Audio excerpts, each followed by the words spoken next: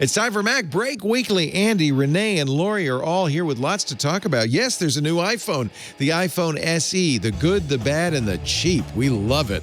We'll also talk about that new iPad keyboard, the Magic Keyboard, and Xcode. Is it coming to iOS? What would that mean? It's all coming up next on MacBreak Weekly. MacBreak Weekly comes to you from Twit's LastPass Studios. Stay in control when it comes to your company's access points and authentication. LastPass makes enterprise-level security simple for your remote workforce. Check out lastpass.com/twit to learn more. Podcasts you love. From people you trust. This is Twit. This is MacBreak Weekly, episode 710, recorded Tuesday, April 21st, 2020. The Dinguses on the screen. MacBreak Weekly is brought to you by Casper. Casper is a sleep brand that makes expertly designed products to help you get your best rest, one night at a time. Get $100 towards select mattresses by visiting casper.com/MacBreak and using the promo code MacBreak at checkout. And by Hover. Do you have a domain name that truly represents you and your passion? Visit hover.com/twit to get 10% off your first purchase of any domain extension for the entire first year. And by Matias, the Macintosh keyboard experts. Have you been asked to work from home? Do you have an office set up? Matias has you covered with beautiful keyboard options you can't find anywhere else. Visit Matias at matias.ca/MacBreak for 10% off your purchase. It's time for MacBreak Weekly, the show we cover the latest Apple news every single week with Mr. Andy Ihnatko from WGBH, Boston Public Radio. Hello, Andrew. Hello. Nice to see you. Nice to see anybody. Nice to see you. Hello, Rene Ritchie of Rene.Ritchie of YouTube. The eponymous. The eponymous. I like it. The eponymous Rene Ritchie. And hello to Lory Gill. Hello, Lory. Good to see you. Welcome. You're still at iMore. I've missed Lory so much. Okay. Did you get the memo? I miss you too, Rene. Will the last person at iMore turn out the lights? No, that's a terrible. They're growing. She has expanded that team, and they are crushing it. It is amazing. Oh, that's great. Oh, I'm glad to hear that. That's really good. Hey, I wanted to wish a happy birthday to Joe. Happy birthday, Joe. Happy birthday, Joe. It's his 40th. Happy birthday. We closed the studio. When did we stop having people in the studio, John? Early, before the shelter-in-place orders. Maybe 2 months ago, early March, yeah. Because some employees were a little worried about what this new virus that seemed to be going around. And I thought, well, we get visitors from all over the world. There's no point in taking a chance with my precious team. So we closed the studio. Joe was planning to come here for his 40th birthday on April 30th in about 9 days. And his wife said, he can't be here. I'm sorry, Joe. Maybe on your 41st. Actually, at this rate, maybe your 45th. Maybe your 50th. I don't know. But we'll get you a do-over. But in the meantime, we thought we'd wish you a happy birthday. And she said, could you send us a video? I said, we'll put it in the beginning of MacBreak Weekly. Our fans are that important to us. We really. Too bad you didn't make a song request. What would we like to sing, Andrew? How about, again, I have to go with Coup d'etat. Okay. Why is that? Coup d'etat. The easy listening version, of course, because we want to branch out to as many markets as possible. You can sit in the car outside if you want, and I'll wave through the window. That's all I can offer. Drive-through confessionals. So Apple did it to us again. John Prosser was right. His predictions are really right on for the iPhone SE. Yeah. He even said it will come out on Wednesday. And that's not Apple's normal MO. Usually they do it on Tuesday. Mm-hmm. But he decided to screw us. Apple decided to screw us. And after the show was over. We'll get those Twit guys. It was all about getting me. I know. No, they released a brand new iPhone SE. Again, Prosser knew nothing we didn't know about it. You've reviewed it, Rene. Did you get it early, or have you just had it for a week? There have not been any reviews yet. I just got to talk to Apple about it on release day and write up my thoughts. Nice. So what did you think? I really like it. I think it's very similar to the original. I know before Lory hits me, it's not the same size as the original, but it's very similar in spirit to the original. And that is like, it takes a classic familiar form factor that some segment of the market really, really likes, including things like the home button and lock and touch ID for people who aren't as comfortable navigating without the home button. It's their escape hatch, or just don't like the idea of Face ID, especially now that we're all wearing masks. And then puts Apple's latest processor in, a much better camera, and puts that $399 price tag on. So it sort of hits both the classic iPhone market, the I want the latest specs market, and the I'm not paying more than $400 for a damn iPhone market. And that's a much bigger market than you get just by making the previous iPhone $100 cheaper every year. The XR was very, very popular. Was the iPhone SE, the original, more popular than that even? It was more popular than Apple thought. I'm sorry. I'm talking on my iPhone SE right now. Oh, look how small The real it is. one. It's so much better. It's the so Richard Donner tiny. Superman SE. It looks like an iPhone 5, but it feels so like an cute. iPhone, what, 7, 8? Yeah, well, no, it's actually probably more like an iPhone 6S, something like that. It does match your hair, I have to say. It's that rose gold is looking very nice on you. Yeah. Look at how cute it is. So you knew, though, they weren't going to do a 4-inch phone, right? Yeah. They can't do I a gave foreign up phone on right that now. hope a long time ago. Yeah. I was just going to say before that it's sorry, I totally lost my train of thought. I I'm apologize. sorry, I changed the subject. They said they couldn't. No. They said they couldn't do a 4-inch phone. No, yeah, but before that, I lost it. It's like the 4-inch phone we know because they've stopped developing iOS at that screen size. And like if you pull up the keyboard in landscape mode, you basically have a field and a keyboard. There's no more screen anymore. And then the processors. The analogy I used is if you move into a bigger apartment, you start accumulating things, and then it's really hard to go back to a smaller apartment. And this is the same. They got used to having that big battery, which is much better at handling power spikes, and that bigger thermal envelope, which is much better for sustained processor performance. And they just grew into that space, and in order to go back into the smaller space, they'd have to make a smaller, like a processor that was better at smaller thermal envelopes and not as power hungry. And that's a new processor, and you can't charge $400 for that. Now that you put it that way, I don't know how we survived with the iPhone 1, 2, 3 4, and 5. We were simpler people, Leo. It was a simpler time. We didn't have TikTok and Pokemon Go, and we didn't have HDR. Yeah. We didn't have Disney Plus. Lori, The internet was young. is it a deal breaker for you that they don't have a small phone? No. So here's what I think. Rene is dead on that this in spirit is the same thing that the original iPhone SE was. And here's why. For me, when the iPhone SE came out, it was years that they had made the larger phone that I didn't like and I didn't want, and I stuck with my iPhone 5S. I wanted a phone that was that size, but I wanted, an upgrade to the internals. I wanted to be faster and have all the new technology, Apple Pay and all that stuff. So the SE comes out. I got what I wanted. It's not top of the line. There's a couple of little things where they're, saving money. Only so one, that the phone only is, one is camera. cheaper. Right. Lens. But I got my iPhone, I got my 4-inch iPhone. So today, for all those people out there that refuse to upgrade to an iPhone with Face ID, this is the same thing. This is their gift. This is Apple's gift to the holdouts that want Touch ID. Mm-hmm. It's inexpensive. It has super fast internals. There's a little bit of a budget making happening by only one camera, though it has more advanced extended dynamic range. So it's actually more advanced than the iPhone XR camera in terms of its digital processing. But it's a compromise. So Apple is saying, we get it. You don't want Face ID. Here's an updated Touch ID phone that meets as many standards as we can give you while still keeping the price really low. So for everybody who was on an iPhone 8, 7, 6, they didn't want to move. They didn't want Face ID. This is perfect for them.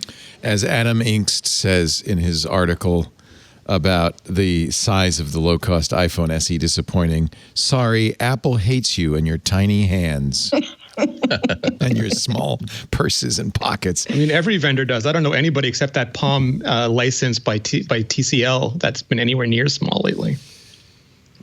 I kept hoping that there was going to be this new retro trend where companies would start making smaller phones out of nowhere, but that hasn't happened yet. It's the Apple Watch. That's the small phone now. Yeah. There is a rumor that there's an iPhone SE Plus, although according to Mac Rumors today, that will be delayed because of COVID.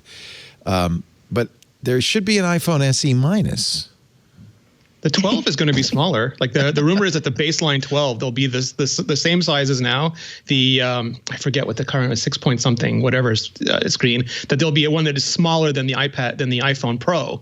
So it will be smaller than what you have now, but it will not be SE size. This is the problem, Lory, and I'm sympathetic because Rene and I and Andy, I suspect, and almost everybody else in the world, mostly guys with big hands, don't get it. We say, well, this doesn't feel big. Your phone feels really small. Oh, I totally get it. You get it? Yeah, it's one of those things where there's sexism inherent in the design of hardware that's kind of hard to ignore. That it's not just women who want small phones. Well, it's also not about gender for sure. Right. Well, not only that, but there is a difference in the size of pockets in different kinds of clothing. I would like to have the option of having a sort of a grab it and go style phone, in addition to like the big screen phone that I take if I'm going to be like on a bus or on a train for an hour. I really wish it were easier to do now that we have digital eSIMs, to maybe via NFC to simply have an app on two different phones and simply say, please transfer my eSIM from this phone to this phone.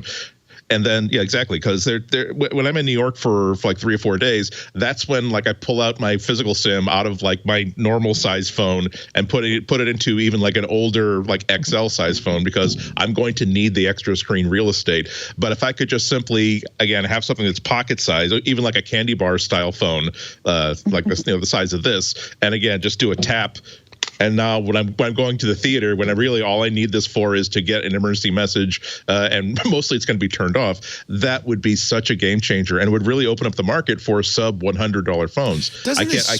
Doesn't it speak a little bit, though, to the fact that people aren't using these for phones anymore? Well, no, but there's also a thing where we voted with our wallets. Like we bought bigger and bigger phones. Samsung put out the note. We made fun of them, and then we bought a ton of them. And even Apple, who's like, okay, we'll go to 4. We'll go to 4.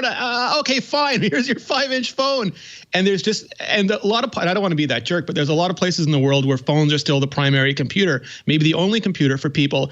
And people with really tiny hands want really enormous phones because it's the only screen that they have, and they need to do their entire when my pocket's too small for my phone, I get mad at the pocket, not the phone. Well, but if people wanted smaller phones, everyone would be making them. Like that's like these companies want money. If we told them in large numbers, we really prefer buying small phones, the market would be flooded with Lory, small do phones. you still make phone calls a lot? No, I actually, I switched over to when the iPhone 10 came out. I switched over because I needed to get an updated phone. So I still have the SE. I carry it around with me. It's my beta tester. It's not even, but your I don't use it regularly. Oh, that's right. It's not, because so you don't feel so strongly about this that you're not anymore. It was probably about a year ago when there was still rumors of this iPhone SE2, but we were getting a lot of information that it absolutely wasn't going to be a 4-inch iPhone, that I was like, okay, Apple's never going to put out a 4-inch iPhone that has the kind of technological speeds that I need for today's technology. That's a shame, right? I mean, it is. And so I was going to say, like, to what everyone's saying, it's not about the size of our hands. It's not about, although holding it in one hand, it's very nice when you have small hands. The way I think of a mobile phone, the way I think of a phone that I take outside with me is, what do I use it for? I use it to text message. Sometimes I use it to use the maps. My face isn't in front of my phone while I'm wandering around in the world. Right. Most people tend to be that way. There are some people whose face is in their phone most of the time, even outside. But a lot of us, it's just for checking in. And I have an iPad when I need a larger screen but want the mobile experience. I have a computer when I want a full computer experience, when I want to watch something on a bigger screen or something like that. So that's really what it's about. There's a lot of us there's a small portion of us who want an iPhone that gives us everything we want in an iPhone, but we don't need to use it all. I don't need to watch something on that tiny 4-inch screen. It's there if I want it, but I don't need to. What I need is something that I can text message on, I can use the maps for. But what Rene is saying is also true, which is that I have the luxury of having 3 different screen sizes in my life. There's a lot of people out there for who the only screen they have is a mobile phone or mobile device of some kind. So they want, they deserve a larger screen. Should we backtrack to a 4-inch screen just because I want an extra screen? Moving forward, allowing people to have the computer experience on a phone makes a lot of sense. Yeah, I just wish that people had the option. That's all I have to say. I mean, I'm very, very aware through the years that there are lots of different ideas I advocate because I think that they're good, solid ideas. But that's the perspective of me who spends all day thinking about this stuff. It's one thing to say, gee, wouldn't it be great if phones were modular and you could just upgrade the camera without having to upgrade everything else? But that's a great science fiction idea, but it's nowhere near practical and it's nowhere near desirable in a world where you can upgrade a whole phone for probably only 30% more than would cost to replace that camera module. But all I come back to is that I really do wish that if people wanted a smaller size phone, they could. It's a vicious cycle. It's very, very true that if people were absolutely adamant that there needs to be a smaller sized phone, everybody would be on it, and it would be easy to find in all kinds of product lines. Samsung is really the only company you can turn to, but that's only because they will make every single size possible because they can. Quarter-inch increments. Right, but nonetheless, you get into a situation where now the reason why people can't buy them is simply because they're not being offered, as opposed to there's been an emphatic statement that nobody wants them. This is the problem and the burden that is unique to Apple, because Apple is the only company that makes its hardware. So it's the same problem we've had with complaints of the keyboards on the Macs. It can't make a product for every group.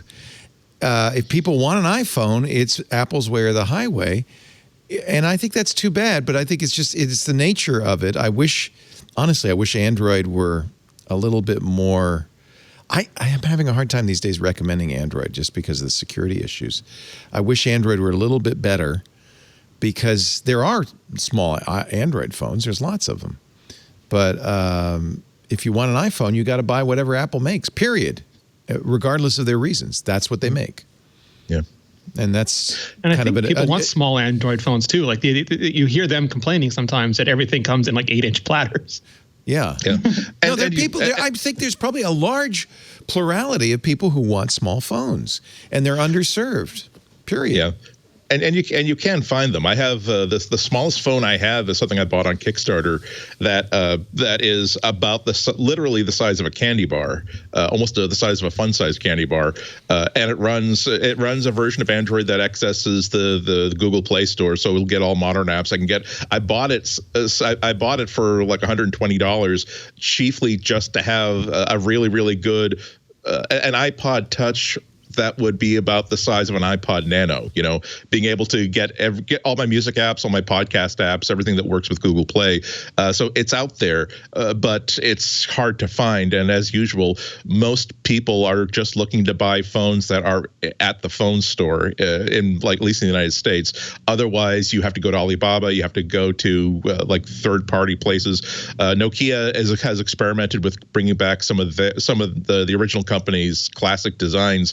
They had the classic banana phone a couple years ago that was actually running Android, but in a flip phone form factor. So they're out there. People just need to be informed that if you really, really, this is how cruel it gets. You could say, well, if you really, if you just made a really great angry argument about wanting a phone with a 2.5-inch screen, here is one. It runs a version of Android that's 2 years old. It's not made to the fit and function that you expect from Apple or for Samsung or from Google, and you have to wait a month for it to arrive straight from Hong Kong.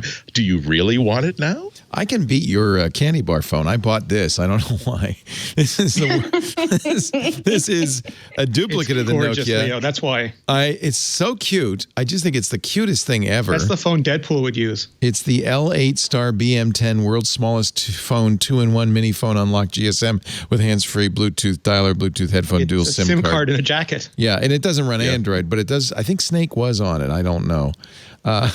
Low radiation. K2ME? That's an Look how cute it is. Isn't it cute?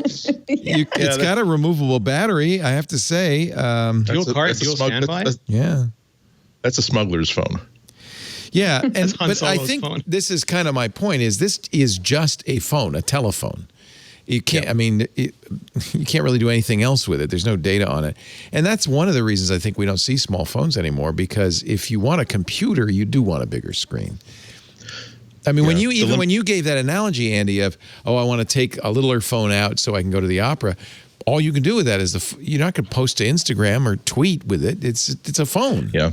No, you're right. The limiting factor, I think, of hardware design isn't so much the keyboard. I think it's just what is the smallest component you can adequately do Instagram or Facebook or TikTok or whatever your generation social media app is. Exactly. What's the smallest screen that you can type on and see and actually fit a camera on? Because that really every phone is, I think, 75%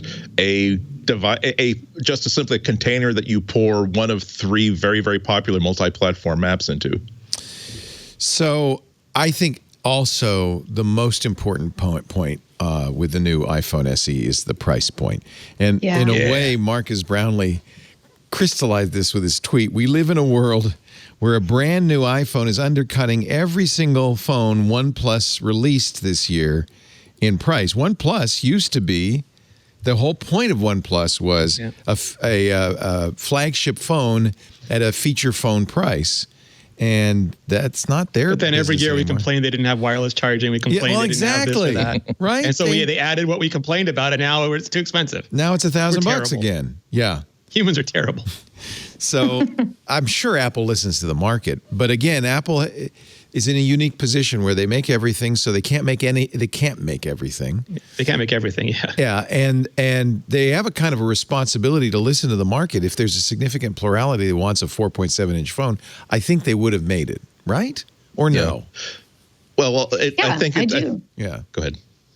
I think it really does. I'm sorry. Go ahead, Laurie. I'm sorry. When you say go ahead, you we're should being then let her polite. go ahead. Okay.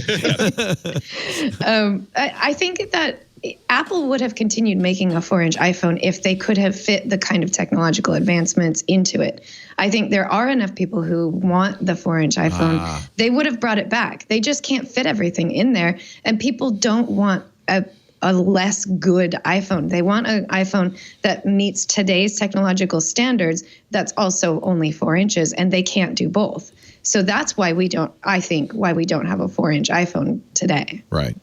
There is some jealousy among the Android users. Android Central, which is an Android fan blog, the cheapest iPhone, kind of a little tear was coming down their cheek when they wrote this headline. The cheapest iPhone has a more powerful processor than the most expensive Android phone. I don't know if this Jerry is Hildenbrand so much. I don't know if it's exactly true that the A13 Bionic is faster than the 865. Is it? Yep. In what way? In benchmarks? It depends. Qualcomm, they got caught flat-footed by the whole 64-bit thing. That was years ago. But they're a silicon merchant, and they make money off chips. Apple doesn't. So it behooves them to keep technologies on the market as long as possible. It's the same reason Apple's making this in an iPhone 8 body. That's all paid off. The more that they can sell that's already paid off, the higher their profit margins go. So they would have let 32-bit ride for a couple more years still, and they've been forced to catch up. And then suddenly there's a neural engine, and then suddenly there's all these accelerators, and they're doing well. They're beginning to catch up. But in terms of just single core performance and sheer rendering power, Apple's hitting levels. I think they're going to be still 2 years. Before, and again, that it takes a lot of money. Apple's got iPhone money. It takes a lot of money to build out silicon like that. Yeah. It's why they don't make watch silicon anymore, because they literally can't. They would like to, but they literally can't afford to do it because they don't have an Apple Watch style product funding it. Do you have an 865 based phone? Because I'm curious. I have if the it Pixel feels 4, which I think is last year's. Yeah, it's not the 865. phone. Yeah, it's 855. So That's my question. Is it really slower? And by the way, I don't think the Pixel 5 the rumors are will not be using the 865 because it's too expensive. It's so different choices, right? Like the choices Google and Apple makes are so like they chose the best camera, but not the best processor. Apple chose the best processor, but not the best camera. It's just, I find it fascinating. Yeah. Well, that's always part of the trade-off. I don't know if it's fair though to say, I don't look at the... I trust Ihnatko. Ihnatko does things to chips that are almost unholy. Yeah, but a lot of it's benchmarking, right? It's not... But it's not... Ihnatko benchmarking is not just like downloading and running Geekbench. It's like putting it through every test conceivable by man or demon. And, and like Andre at Ihnatko will tell you what those things are capable of. And it's also like when you put it into apps, like there's apps like LumaFusion and things, or the people who make the the multi-camera thing, and they'll just flat out tell you that they can't make the same kind of apps. And that's a direct correlation to what you can pull out of the silicon. Filmic Pro, yeah. Yeah. We are talking about really high-end stuff, though. It comes down to like what's the day-to-day operations that you're going to come through with on a device. And as we've been saying all the time, it really is about trade-offs. How much bang for the buck can you actually deliver? How much is of the engineering that you put into this device are the consumers really going to notice? And that's why one of the things that really impressed me the most about the new iPhone is such a smart set of choices that there are only two things that are non-negotiable. I'm sorry. Let's say there are three things that are non-negotiable. You have to have a screen of a certain size. You have to have biometric unlocking at this point, and you have to maximize the processing power of the platform, because otherwise you really are going to create two different classes of citizens for the App Store. The people who can run that really cool version of Animal Crossing or that really cool AR game that all your friends are playing, and the people who kind of really can't run it because it'll either kill the battery or they won't get the same sort of performance they will in everything else. So they sacrificed. They said that we're not going to have like the highest tech screen. We're going to drop back to an actual manual clicky button for the home screen. We're going to try to do as many tricks with an old camera as we can with the new processor, but we are not going to compromise on the speed and the actual interaction with this device. That's the one thing you really can't engineer around. If the scrolling is slow, if the thing locks up because some web page, even on a mobile browser, is acting frisky, and if you can't run whatever app you're promoting in the keynote, whatever app you're promoting in those wonderful YouTube commercials, then you're not delivering that kind of value. This is a hell of a phone for $400. Yeah. I mean, I'm not questioning that. Oh, no, of course. But I don't know. I mean, look... It's also overhead. The Snapdragon 865 can capture 8K video at 30 frames a second. I don't think there's an iPhone that can do that or an iPad that can do that.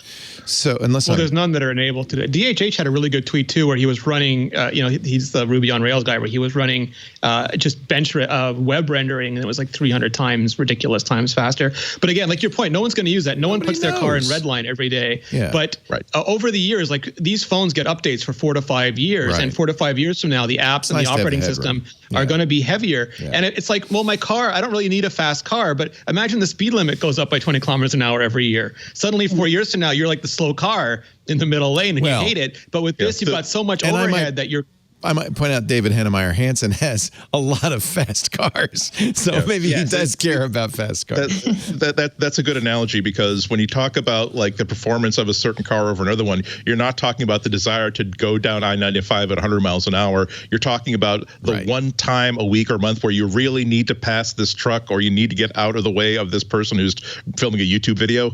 So that time you need to snap the accelerator and get that. I agree with similar you. To that's similar to phones. You don't necessarily need a 100 mile an hour phone 24 on everything you do, but there are times where you don't even know that your processor is looking at you and giving you the stink eye because you are unintentionally making it do something that is really making it throttle its thermal limits, but it's still not complaining. It's just simply going forward like a normal phone. Yeah. When you get sniped in Fortnite for the third time, Leo, you want that performance. You need that performance. You can't handle that performance. There is actually, for MacBook users, especially the new MacBook Air users, there is something to shed a tear about.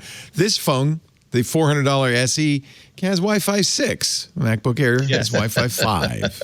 Yes. What? Apple relies on Intel embedded, and I don't believe Intel is embedding those until the chips that are coming out later this year. So I should blame Intel, like I blame my pocket. No, but I mean, like Apple could add it, but then people say like yes, they could add it. They would have to like literally take the chip and add the board onto it, and that's not what their preference is. Right. But I do have Wi-Fi 6 on my Intel-based Dell XPS 13.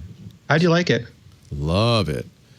Yeah. It's actually better than the MacBook Air, but I'm going to... No, I meant the Wi-Fi 6. Oh, the Wi-Fi 6. Oh, okay.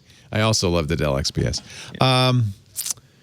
Do you notice a difference? Yeah, well, first of all, I had to go buy a very pricey Wi-Fi 6 router. Yeah. They're not cheap. I was looking at them. The Ubiquity one. God, that's what I bought the Netgear Orbi, the newest Orbi with Wi-Fi.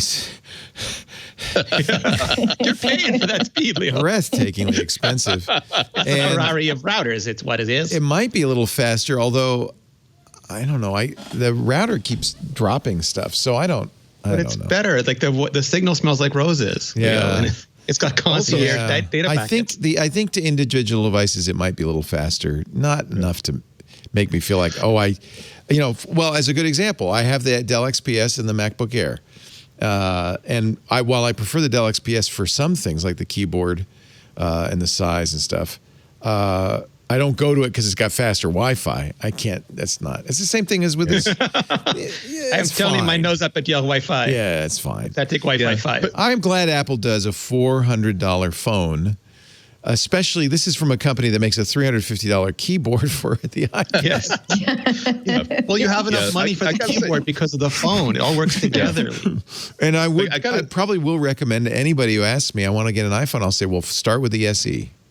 Yeah, that's you start with the S. It's not that you necessarily buy it outright, but you start by looking at it and try to come up with an argument about why you should spend an extra $200 or $300, because this isn't the budget phone. This is more accurately an entry level phone.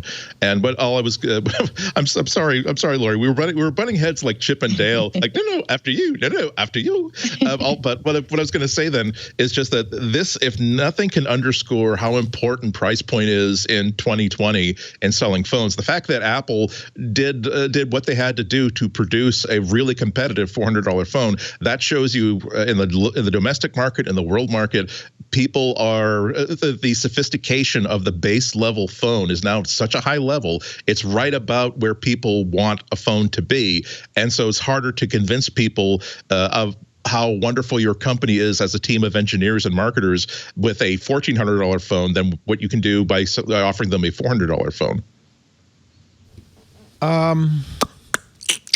So John Prosser, who was very accurate in his SE, had a tweet yesterday that floored me. But we're not going to talk about young that John Prosser. Yet. We're not going to talk about that yet. It's called a tease. I hope it teased you. I hope you enjoyed being teased. Stay tuned. That's we'll talk about that next. I'm riveted, Leo. I'm not going anywhere. You know what he tweeted. I know. There's so many. I'm waiting. Oh, okay. Which one did Leo like? Lory Gill is here. It's great to have you, Lory. We missed you last week. It's wonderful. Alex, we're going to try. I can't do 4 people, so we're going to try rotating the hosts. When Alex Lindsay can't be here, Lory must be here. And so I'm sorry about last week. I'm glad you could come in. Gladly. Like I was a kid on the old Vista Cruiser. And we can't fit him in. You see, there's no room in the studio for all these people. What if I just sort of social distancing? Social distancing. See, I'm barely taking up a third of the screen now. Andy, we'll partition Andy's screen. Andy Ihnatko I'll just raise my hand whenever I want to. Yeah, that's really more the issue. It's not the screen size. It's the opinion size. We all got to get our word in edgewise. Big opinions. We got big opinions. Yeah, can you shrink your opinion? As many listeners have said, my opinions are like a gas. It does expand to fill whatever container it's allowed to be released in. That's why we love you, Andrew. And Rene, Ritchie. How's the new YouTube going? Is it going well? Yeah, it's going really well. I mean, I'm so thankful that people are still. They didn't use this as an excuse to just go, oh, that guy had enough of him. Bye. Go out and subscribe because it is great. YouTube.com/Rene Ritchie. He's doing good stuff, and I'm thrilled. I was a little worried. I don't know about you, but I was a little worried Apple might not call you and offer you those briefings. when you're not working for iMore. But no, you're still on the briefing We'll see. train. Like I said, I didn't get the Magic Keyboard, so you can never take anything for granted. Oh, yeah. And I want to talk about the Magic Keyboard, too. We'll do that next. First, though, a word about my mattress. Sleeping nowadays is taking an outside, disproportionate part of my life. Have you noticed that?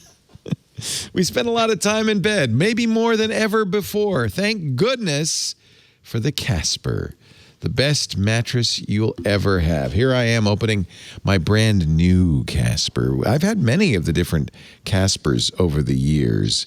And I got to tell you, in every case, what makes Casper special is they are obsessively engineered products.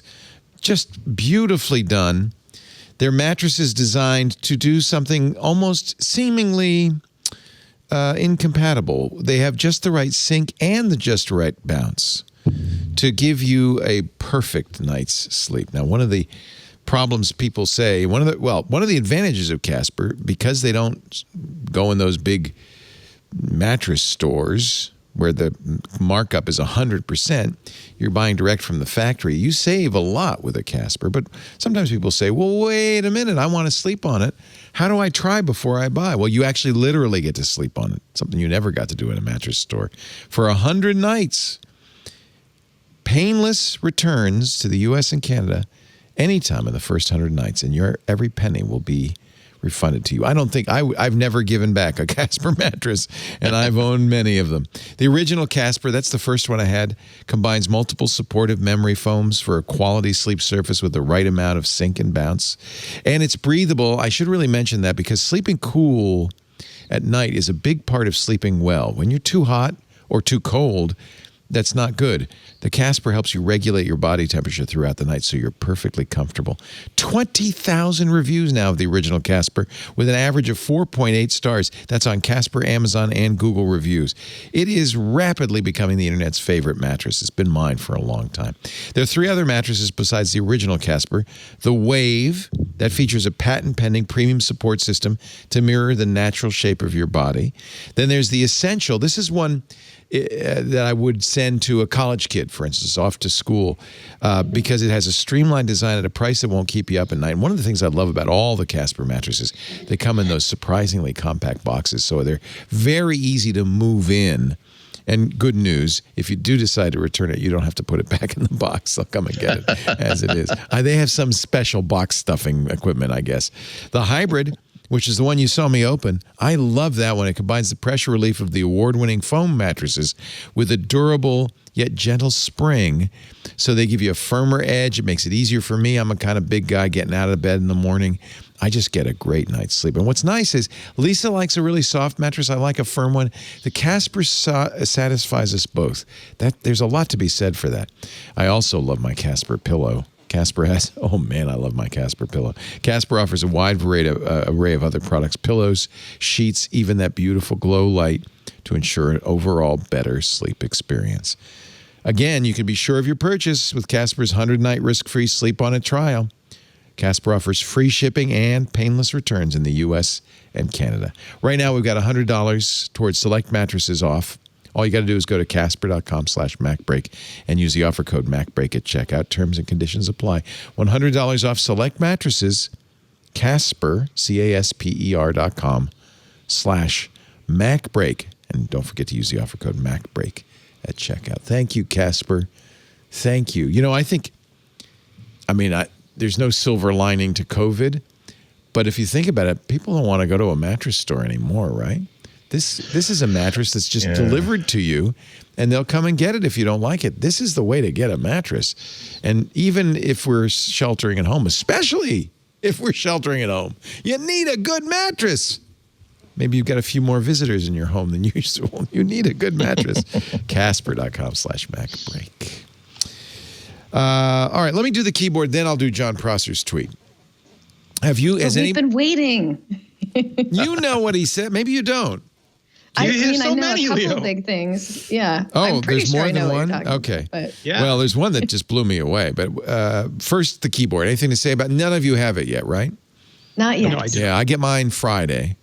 I think mine's coming Friday as well. Choked, as I'm sure you did, at the price a little bit. Yeah, a little bit. Nevertheless, I love my iPad Pro so much, and I feel like, and I said this when it came out, this is amazing hardware just waiting for the right software. And a big step forward is getting a trackpad, getting a real keyboard, not the smart keyboard. Come on, let's face it. No backlighting. It's not real keys. It's, But it is waterproof, Leo. I don't care. I'm not going to swim with the damn thing. So I feel like I had to get the Magic Keyboard because that's what's going to, at least physically, turn this into a real laptop. Now, here's John Prosser's tweet, which maybe means even more in the long run in the scale of things. Xcode. Yeah. That's the one, okay? I gave it away. He tweeted, I'm not going to say the Final Cut is coming to iPad. So, by the way, the fact that he said I'm not going to say that makes me think it is, right? I mean, why else would you even say that? Well, this is the equivalent of like moving the chess piece, but keeping your finger on it while you look around the board. But okay. Oh, you think it's a touch move, huh? All right, I'm not going to go ahead, but I'm not going to say the Final Cut is coming to iPad, but I think that means he thinks it is. Whoops, I scrolled down. But Xcode, Apple's very nice, very sophisticated, very thorough development platform for Mac OS and iOS, is present on iOS, iPadOS 14. The implications there are huge. It opens the door for pro applications to come to the iPad.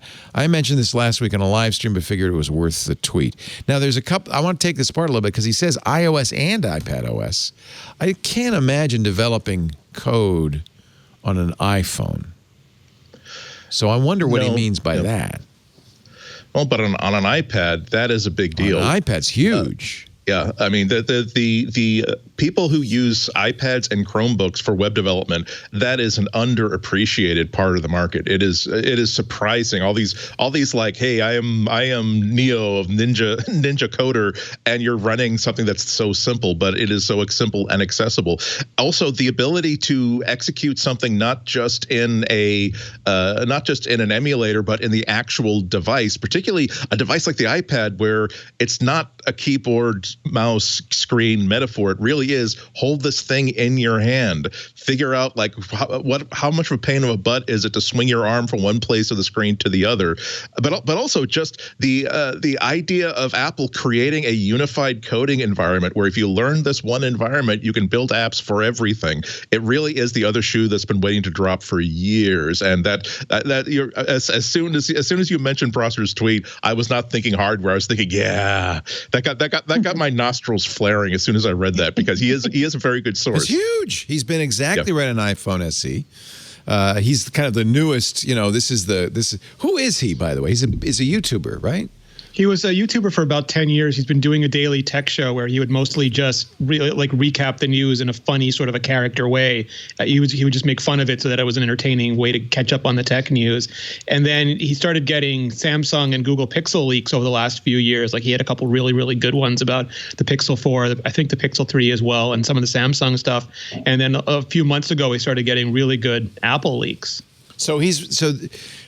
Given everything, the last few leaks he's been right on, including, by the way, even the very date. It sounds like he's got somebody inside. And the time. He tweeted the time out. The time. Wow, of the SE. Yeah. So he's got somebody on the inside, clearly. This is really interesting. If Apple comes out with Xcode, that means you will no longer need a Mac to develop. So my understanding is that this has been in the works for a while, and that it's a similar thing to what Adobe's been doing with Photoshop, but where Adobe is willing to do it in public, Apple is not. And there's a bit of a shame to that because I think it's useful the process Adobe is going through with Photoshop, where they know they're bringing real Photoshop in that it's the real underlying code of Photoshop, but not full Photoshop because there's just so much in Photoshop, and they're trying to figure out with their users what the functionality that best suits the iPad is. And I think Apple has a similar thing with Xcode in that my understanding is that like you're not going to just have like this is Xcode for iPad and it does exactly what Xcode for the Mac does. I wouldn't expect that any more than a set of things. Final Cut would be, a full Final Cut. So Final Cut is right? worse. Final Cut is way worse, and that's a bigger problem that Photoshop is hitting into too. And that is the iPad, by comparison to a Mac, is drastically RAM constrained. Like the iPad Pro has just gotten a 6 gigabytes of RAM, where every modern Mac starts at 8 gigabytes. All of them can go to 16 gigabytes. The MacBook Pros can go to 64. The Mac Pro, I think, can go all the way to, I don't know, Alaska on RAM, and has no problem at all.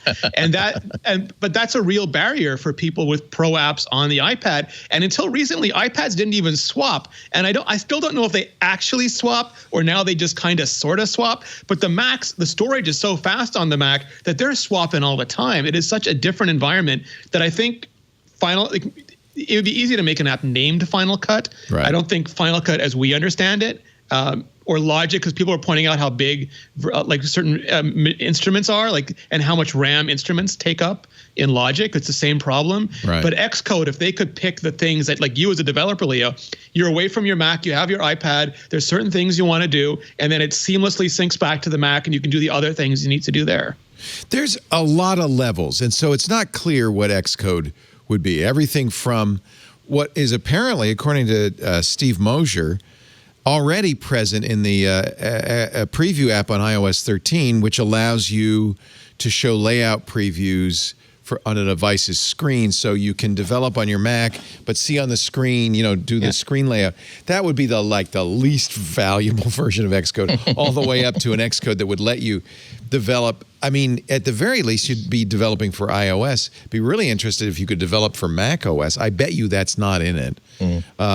So you could see a scale of it. Prosser, in response to Mosier, said, it's not the preview app that you're talking about. He says, I know more than I've shown, but it's not that. So it's somewhere in between this very simple preview app and, I would guess, Mac OS Xcode Lite. Diet Xcode Lite. I don't want to develop. I mean, most developers would rather have a big screen, maybe even two screens, maybe one sideways for the code. I mean, a full keyboard, a mouse. Most developers are not looking to develop on an iPad. So I think you'd have to think about what is it that you would want to offer that would make sense on the iPad. Also realize that Apple is selling Apple is selling iPads to education, and the iPad is a really good kid's computer. So the ability for a kid to build their own iPad apps or even build their own iPhone apps, it'd be the next step from Swift Playgrounds. You do Swift Playgrounds. Now I get it, I understand, but I want to write something. And that's where Swift Playgrounds falls down. I want to make even something. Better, I want to sell something. Or I want to sell something. Yeah. So I could see a Swift, for instance, Swift only, because one of the things that makes Xcode so big is it's all the cross development, all the extra languages. If you just had a Swift development system for the iPad, that would be very compelling. Exactly in the education environment. I think you're right, Andy, and for amateurs and people who just want to kind of lightweight coding. That would be very interesting. The reason it's important is we've always said Apple cannot abandon Mac OS until you can do everything on an iPad you could do on a Mac. And one of the ones you cannot abandon Mac OS because all iPad and iOS apps are developed on a Mac. It's the only way you can do it.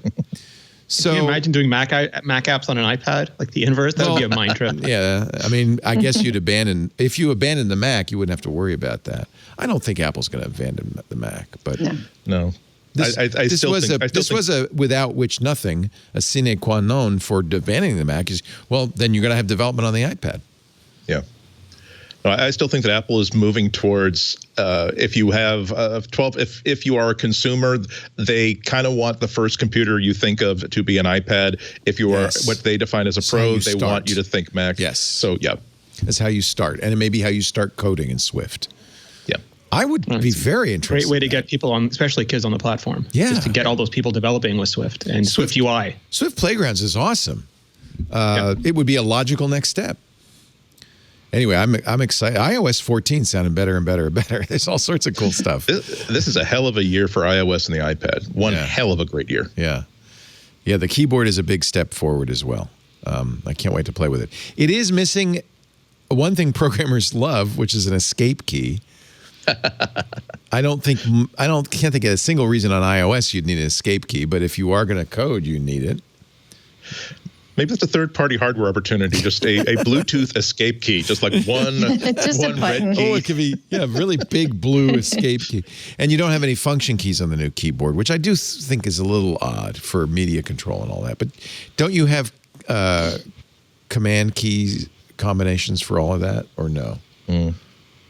Well, also remember that's a third-party opportunity. This is what Apple can really do when they know that they're not the only ones who are making every single instance of the hardware. Yeah. So they can make the really cool $350 aspirational one that looks awesome, that you probably can't afford, but it still looks awesome, and you're kind of proud to be using a computer that can use this. But then you'll go to Logitech to buy the affordable $120, $130 one that maybe will have function keys and will have all the stuff you like. I can't wait to get on a plane or go to Starbucks and set up. Oh, never mind.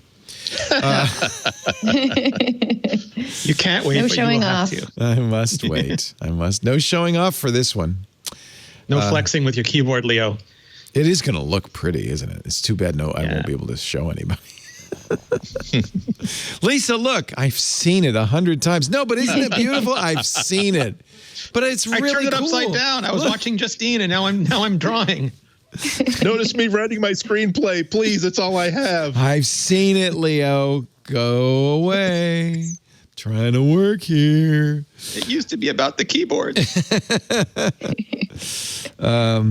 Let's see. I don't know. Which is more important? Apple's rumored over-the-ear headphones, or that they're resurrecting Fraggle Rock? I'm going to say Fraggle Rock, but Lory might hit me. Yeah. No, I think that's pretty good. That resonates with me in a more. A new series of mini episodes. The Fraggles were a Jim Henson kind of Muppety kind of thing. This was after my time. But, in other words, I was a grown-up and didn't really care. It was an 80s children's series. There'll be a new series of free mini episodes produced by the Jim Henson Company. There's a rumor that Apple Georgia TV Dow Plus. is Red from Fraggle Rock, and that is what her post-Fraggle Rock career was. Sometimes she makes those little moves that you would believe that for sure. Oh, was there a volcano? I want to be traveling, Matt. Was there like or a bubbling thing? Or they were Fraggles who lived like underground, and there was they had the main character had my favorite part was the uncle traveling Matt with Inside Sword, who basically was a Muppet who could go like in the real world and would send him postcards and tell him stories about how silly the humans are, and you'd have we are silly, Andy. We are a silly species. I'm rooting for you, but yeah.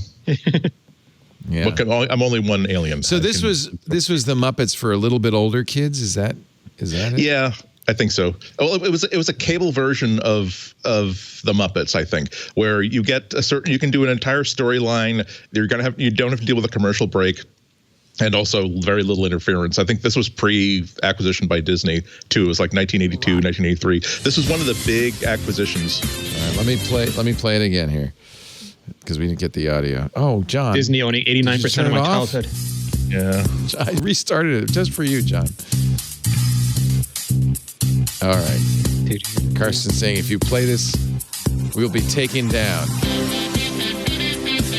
Tough, Carson.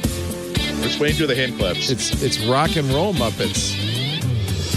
Let the music play. Oh, you guys know it. Down in Fraggle Rock. Now, Andy, Sorry. you weren't a child during this. Yeah. I was a fan of the Yoda puppet, the Dark Crystal. I felt as though this would expand my understanding of the puppetorial arts. Just well, checking. it was cool. You don't have to be a kid to enjoy. If you the day you outgrow the boomerang fish thrower on the Muppets, I think that's the day you leave behind a part of your childhood you're going to wish that you still had with you. Well, now we can rediscover the Fraggles all over again. Sell our childhood back to us at an extreme markup. Go ahead. We're used to it by now. It's odd that this is coming to Apple and not Disney, though. Oh, was it a Disney property? Well, Disney owns Muppets, but I guess they don't own the whole. They don't Henson, own the whole they of don't Henson know works. the Jim Henson Company. But they must have own made a pitch. Yeah. Yeah. So Yeah, it would be a natural place for it. But guess who might have outbid Disney? There's only one company in the world that could outbid Disney, right? Eddie, check my sofa cushions. Check my sofa cushions. it's But he doesn't somewhere in have some founder money. office. Like we talk about Tim like he has founder money. He doesn't have like Steve Jobs, Jeff Bezos, Bill Gates money. He was not a founder. No. Joe Witashek has a scoop on iMore. The iPhone SE may be assembled in Brazil. All of them, or just the Brazilian ones? I think It's just Brazilian the Brazilian iPhones. No, I'm pretty sure all of them. All of them. Maybe, Wow. possibly. Wow. Yeah. This is a Foxconn plant that's in Brazil. Foxconn has to build iPhones in Brazil and India because those two countries will not allow, or else they highly tariff maybe. I know Yes. India won't allow at all a product not made in India, and I think Brazil maybe just the tariffs are out through the roof. So Apple does make phones there, and everybody I think makes. Foxconn has plants there, but it sounds like that Apple may be assembling it in Brazil. And you'll know when you get it if on the back it says Industria Brasileira or something. Designed by These Apple ones and are made- Cupertino, made in Brazil. They're made with real sugar, as opposed to Ooh, the new Brazilian iPhone SE made with real sugar. I think it's going to be interesting over the next year or two to flip over every single Apple device that we see to see how many of them are no longer being made in China, or if they're going to move towards China gets to make half the phones, but they're also going to make some in Vietnam. They're also going to make some in India. They're also going to not even just for local distribution, because relying 100% on one country kind of bit a lot of companies in the butt. And I think that there's a lot of lessons I've learned. Yep. Just one more note on the Magic keyboard, the new keyboard for the iPad. Gruber, initial impression, crushingly disappointing because it was so stiff. But it only took him two paragraphs to say, this thing is great. Once I let go of my preconceptions, I fell in love. This took me all of 15 minutes. I went from, I don't like the way this thing feels at all, to, I can't wait to start raving about how great this thing is. It is the case that the iPad Pro 12.9-inch plus Magic Keyboard actually weighs more than the MacBook Air. Yeah, I think that's so. You have to come back to this idea that the reason a keyboard case like that has to be so heavy is that the iPad itself is so heavy. So if it's hinged, it would fall instead over. of having a kickstand, right? It needs the bottom weight, or it needs some additional weight to balance it out. And Apple made a keyboard that is intended to sit on your lap. It's a weighted base, basically. So it needs to be heavy. Right. So I think a lot of people are expecting the Magic Keyboard case to suddenly be as light as the Magic or the Smart Keyboard Folio or something like that, and that just can't happen. Or the iPad falls over. It's too heavy to handle something like that. So, and I think Gruber explains it very well and very detailed and in a way to understand that, if you were to, I think he describes if you were to flip your MacBook or your MacBook Air over, and so that the screen is on the ground or facing down, and then you try to open that, you can't open that because of the way it's weighted. It's because the screen itself is so lightweight that it will kind of go with it. So Apple had to make a keyboard base that is just as heavy or even maybe a little heavier than the iPad itself so that it can have that proper weight and not fall over. And that makes a lot of sense. Some of the better clamshell style keyboard cases out there are the same way. They're heavy because they need to be so the weighting can be distributed properly. I'm not sure how so many people got it. I mean, mine's not coming till Friday. Maybe they chose expedited shipping or something. Gruber actually specifically says that was the review, he had a review unit that but he some had. people So there's got a it few really people early. There are people who got it. There are people in our chat room who have it. In fact, I think the 21st was the official date for like shipping if you didn't fall back. Ritchie got his. Yeah. I'm looking forward to hearing what he thinks. Yeah. Mime Artist in our chat room says, I have the new keyboard. It's fantastic. Baba, who's in the UK, says he loves it. The Magic Keyboard is very lappable. So there are people even in our chat room who have it. So anyway, I can't wait. It's going to be. It is. It's not exactly. It's something new. Yeah, and like I said, this isn't the only solution that's out there, and I hope we get to see a whole bunch of different makers. Logitech has with one, right? Yeah, exactly. I hope we get to see a different. Logitech's for the iPad. To be clear, it's for the iPad and the iPad Air, not for the iPad Pro. Right. There was I think there was kind of a collaboration. It uses the smart connector on the bottom. Yeah. But I would even consider something that's even bulkier than that. If someone sold a frame that something that's more like a conventional laptop, and the screen part, the part that holds the iPad, is actually an aluminum frame that you can simply pull apart and then sort of trap it in there to turn it into more of a conventional notebook. If you're buying this iPad as a conventional notebook, for me personally, that's something that I would be very, very interested in, particularly if it had a 360-degree hinge, because that is really one of the things that I adore about certain Chromebooks and certain Windows machines, a 360-degree hinge. I had no idea how much I would appreciate it and use it until I actually had one in my bag at all times. So yeah, there are going to be people who are going to be disappointed because it's not like a flimsy cardboard. I have an incidental use to maybe fire off a couple of emails or messages type keyboard, but then there are going to be people who are going to be, I'm going to be capturing stuff and then actually writing a 1,500 word article and then posting it on my website with video and with pictures. And those are the people who are not going to mind like an extra 2 pounds if it means that this thing will not flex in their laps and it gives them all the free creature comforts that they like. One thing I think there was a misunderstanding. Like I think some people, and maybe this was how Apple positioned it, but some people looked at it as just another case. It was like a better version of the existing case, and it's not at all. It is a dock. Like when you watch that original Craig Federighi video, there you go. It's on the table. He comes, he slaps the iPad down onto it, he uses it, then he picks it up and he walks away. Like he's not walking around with that thing. It's like, no, this is still a tablet. We're not making a laptop that you can pull the screen off of. This is a tablet. If you want to use it like a laptop, you can put it down in this dock. It's even got a little power plug for you. You're okay. But when you're done with it, you peel this off and you go back to your iPad life. And I think that's the mental difference you have to get yourself into. I am glad that they didn't do the kickstand thing that Microsoft does with Surface. It's not only unaesthetic, I always have to remember to do it.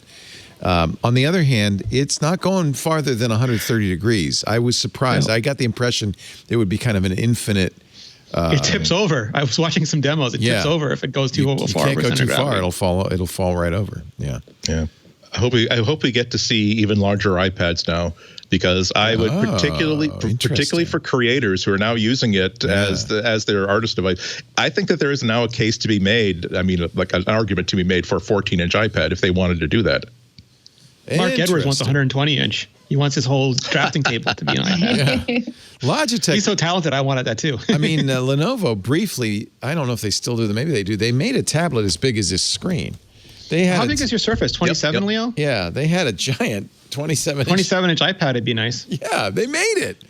It was a little ungainly. It was weird. We reviewed it a few years ago. It was more of a conference room, like whiteboard sort of thing. Yes, yeah. But yeah, it's nice to be out there. It's nice to have that SKU for people who, again, if you're the one oddball out of 1,000 who can make a use case for that or has so much money that they just want it for their collection. Yeah. And you were saying iJustine has a unique way of propping it up upside down. Yeah, well, someone asked me on Twitter, and I didn't have one, so I directed them to Justine. And in her latest video, she shows like you basically put it down the other way around. So you put it flat on, you put it backside down, and then the keyboard part juts up, but you can sit there drawing on it like an easel. And she said it's very stable that way. Weird. Yeah. Let me see if I can. Well, some people want to draw, and Apple hasn't been serving that market for a while. Like the second generation, the one that's on the new iPad Pro, that doesn't fold back into an easel mode the way the original origami smart keyboard did. And now this one doesn't really. But people are innovative, Leo. They're ingenious. They can figure these things out. Yeah.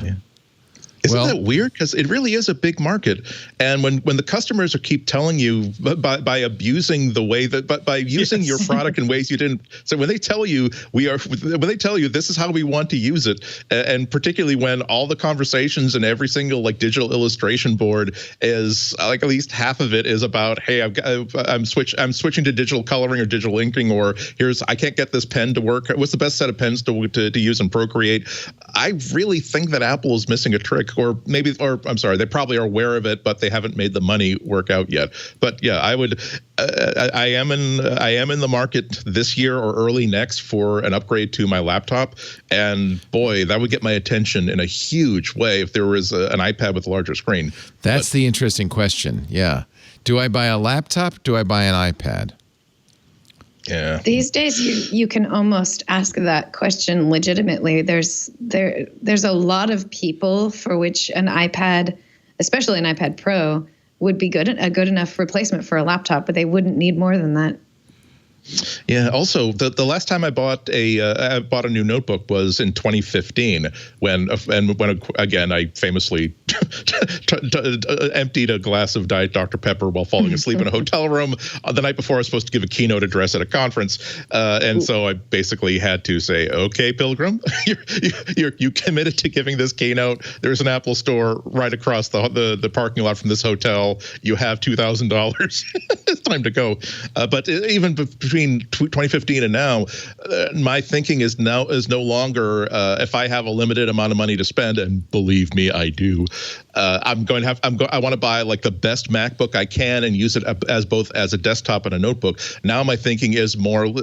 Things have changed so much that I'm actually now want to split my money between a really, really powerful Mac Mini for the desktop use, and that really frees me up to make all kinds of creative choices on the mobile solution. And what Apple has done with the iPad this year has made me think, geez, maybe I really can reinvest in the iPad and make that my mobile computer from now on. Well, I'll let you do that experiment. A lot of people we know, including Mike Elgin, tried to do that with the iPad, but I think now it's a little closer than. But yeah, Vitici's there's several people who are like who've been iPad only for a couple of years now. Yeah, David Spark. This is different. This makes it really more of a computer. I always felt like I was compromising, where I had to struggle to do the things I wanted to do. It was a little too much work. Let's take a break. Then we have more to talk about. It's MacBreak Weekly with Andy Ihnatko, Lory Gill, Rene, Ritchie, and our great sponsor, Hover. I am always out there registering domain names. I have a bad habit. For instance, Jitsi. I wanted to set up my own Jitsi server. And I looked through all my Twit domain names, and I have literally dozens. Nothing was quite right. I went to hover.com, and look, I found twit.team. Perfect for a team server. So I registered it, and 5 minutes later, I'm up and running with my own server using a domain name from Hover. That's where a domain name a great domain registrar is really a great thing to have. This is a vulnerable time. As you know, we're all needing each other more than ever.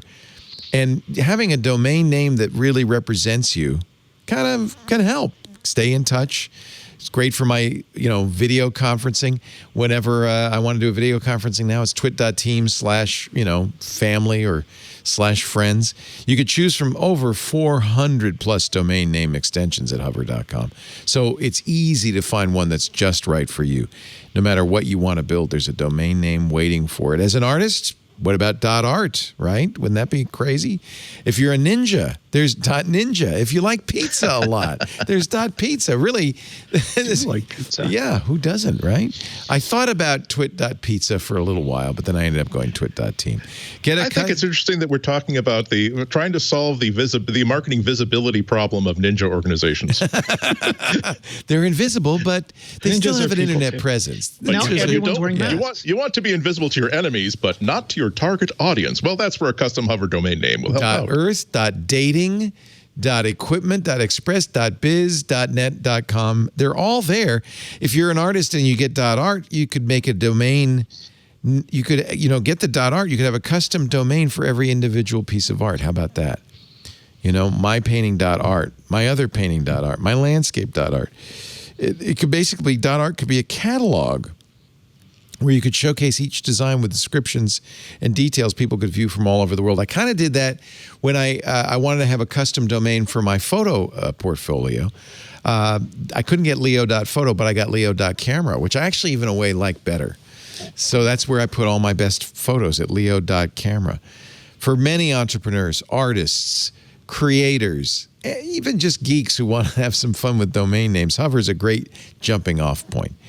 They want you to start your business, display your talent with a domain name that reflects you, your interests, your love. It's not hard to see why Hover is the most popular and the best choice for people starting business. And by the way, I'm just going to give them a plug for their great technical support. They're fabulous people. They're there to answer your questions anytime.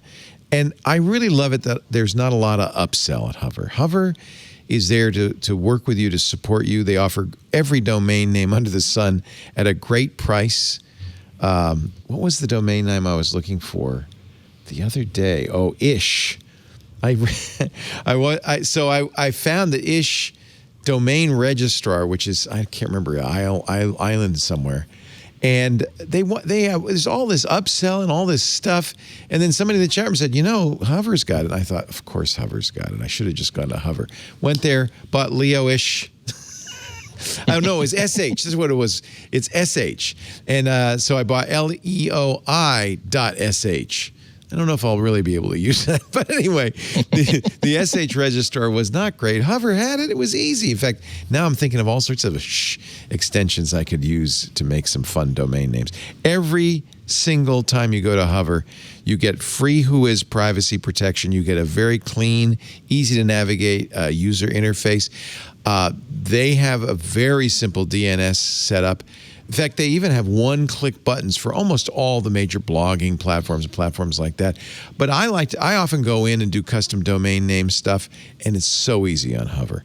Plus, you should always check hover.com for their monthly sales. They say they have amazing sales on TLDs every single month. I think it's really important, and I recommend this all the time.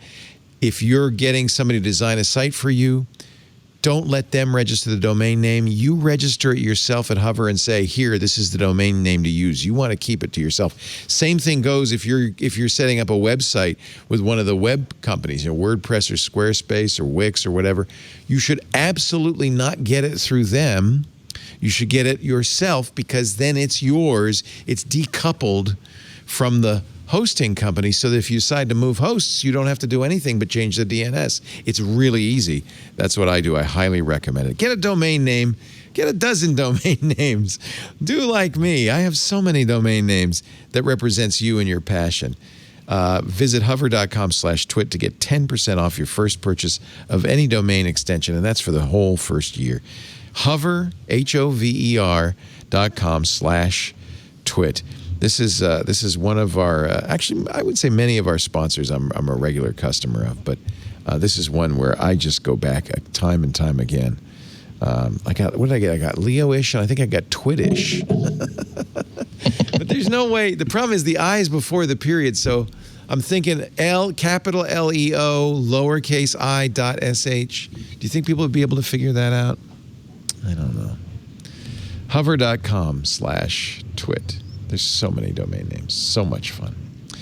So we talked last week about the Google-Apple plan to help with COVID tracing. As we get closer to that time where people are going to start to come out of their houses and tracing and quarantining becomes the order of the day, and that may go on for a long time, it becomes really important that any system that we use protects our privacy, right?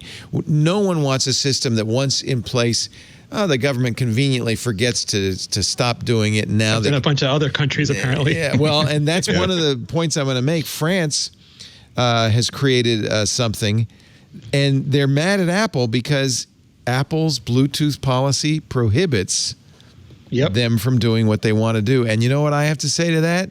Bully for Apple, right on. Tu t'appelles, mais qu'est-ce que tu as fait là? C'est pas bon, c'est pas correct.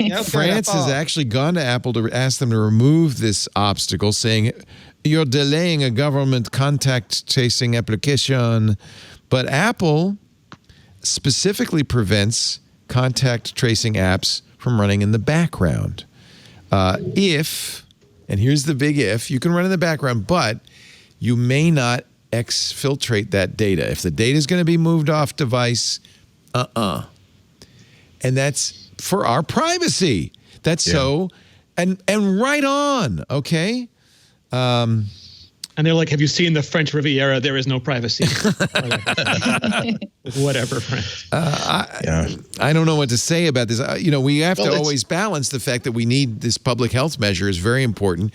And in cases like, the crisis we're in, a lot of the traditional rules take a back seat to public health. That's as it should be. We don't want anybody to die. And he corrected me last week when I was saying, I'd much rather have, in an ideal world, if Jed Bartlett was president, if it was the West Wing, I would much rather have governments doing this than companies. But he reminded me I don't live in that world. I live in a world where the government is like Ed Snowden's government.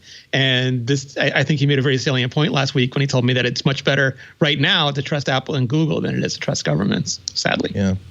It could be a game changer, though. What a big shift could happen if, let's say that governments decide to, or even local governments decide that there is an inferior standard, but it's a standard for creating some sort of a digital passport that says that, by the way, this person has recently been tested for COVID-19. They've tested negative. Also, they have not been near anybody who has tested positive for COVID-19. And it drops a digital certificate on your phone. And if you have that digital certificate on your phone, then you can tap into the mall. You can tap into the library or bars or whatever, and that pass becomes, at least for the next year or two, what enables people to sort of loosen these restrictions. And what happens if some phones can support this and some can't?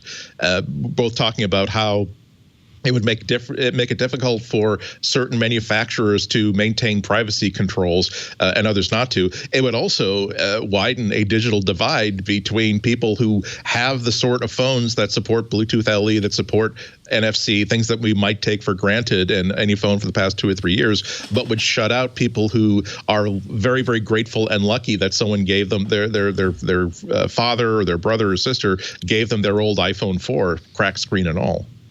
One thing France has that we don't have is a privacy watchdog, and they have not yet reviewed the app. So there may be other non-starters in there as well. The French branch of the Human Rights League, I'm reading from Mark Gurman's story on Bloomberg, has said that any system put in place should be based on information that is easy to read and understand to allow citizens specific, free, and informed consent.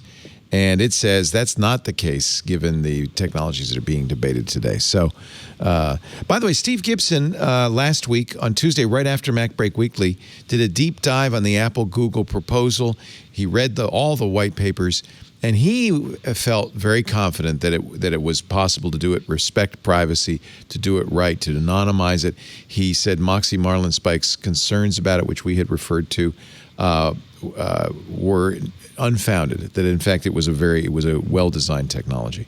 So they had Bud Tribble and the Google VP on Ed Baig's segment on CBS News over the weekend. I thought it was just interesting. It was not quite Bill Gates on like the big screen behind Steve Jobs. It was a very smaller version of that, but it was still really interesting to see people of that level of those two companies with Ed Baig on CBS News talking about privacy, not the tracking app. The tracking app, I know people are going to talk about the privacy aspect of the tracking app. Yeah, well, that's so important. Look, we're going to need tracing. We're going to need contact tracing. It's got to have to happen. And there is some invasion of privacy.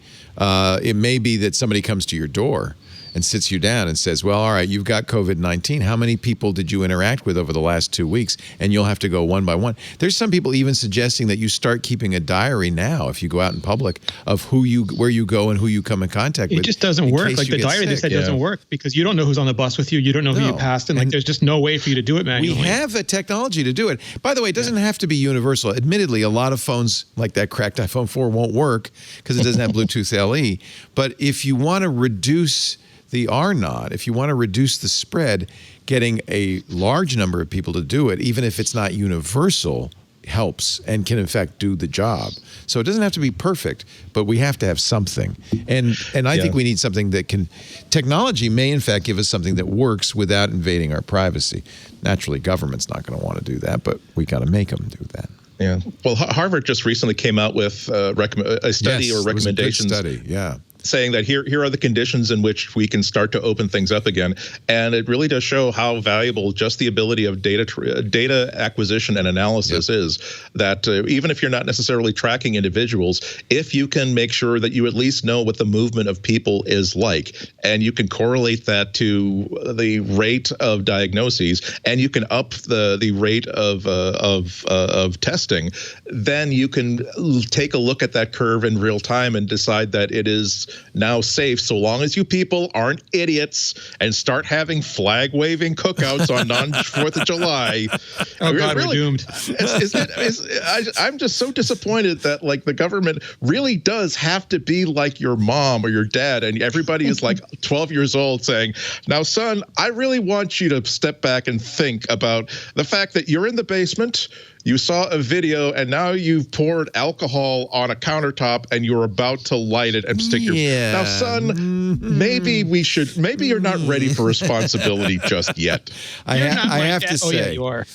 Despite the outliers, and I was driving by apparently a wedding party where there were dozens of people all together at picnic tables the other day. So despite the outliers, I have to say I'm really kind of blown away that the vast majority of people all over the world are quarantining themselves.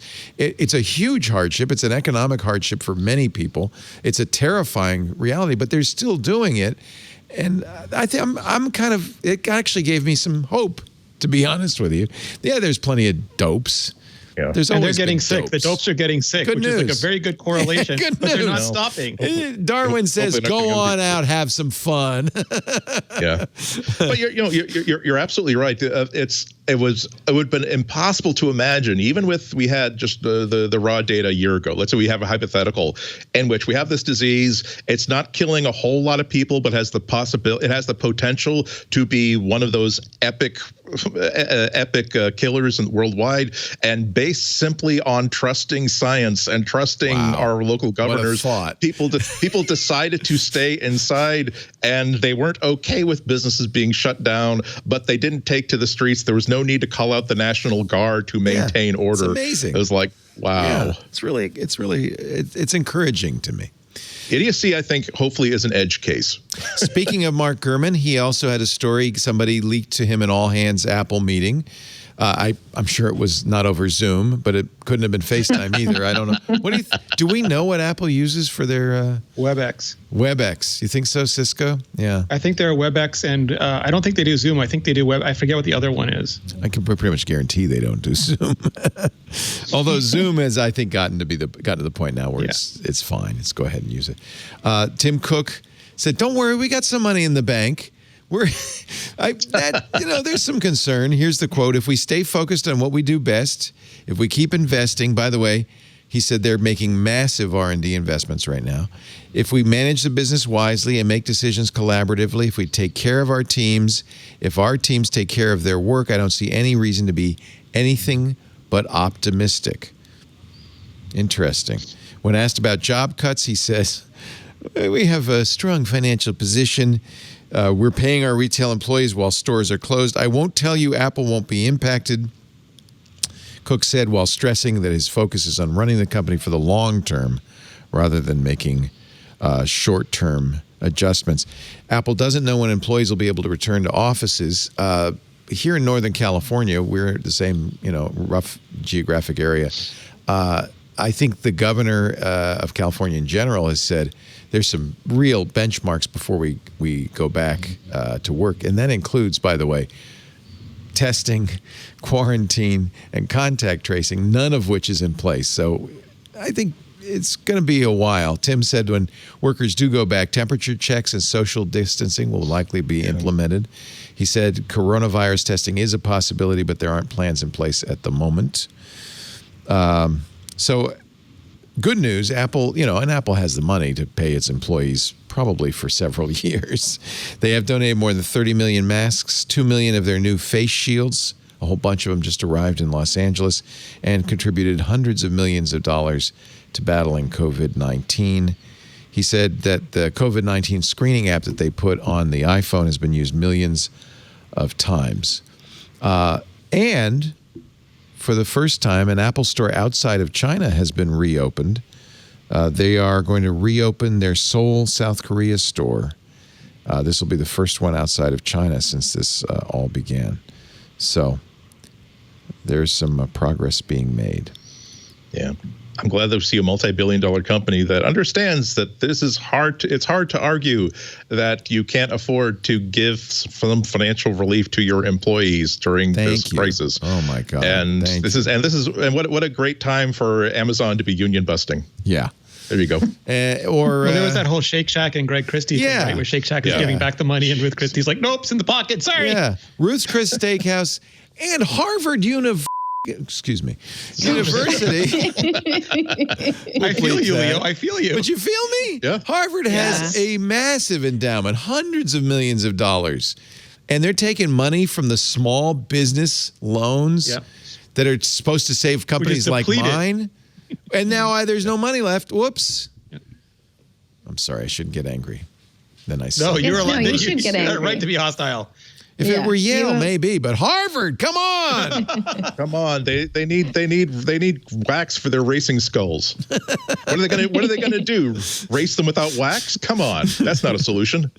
Tim Cook has been tapped for the California Governor's Business Recovery Task Force. I think that's a wise choice, Governor Newsom.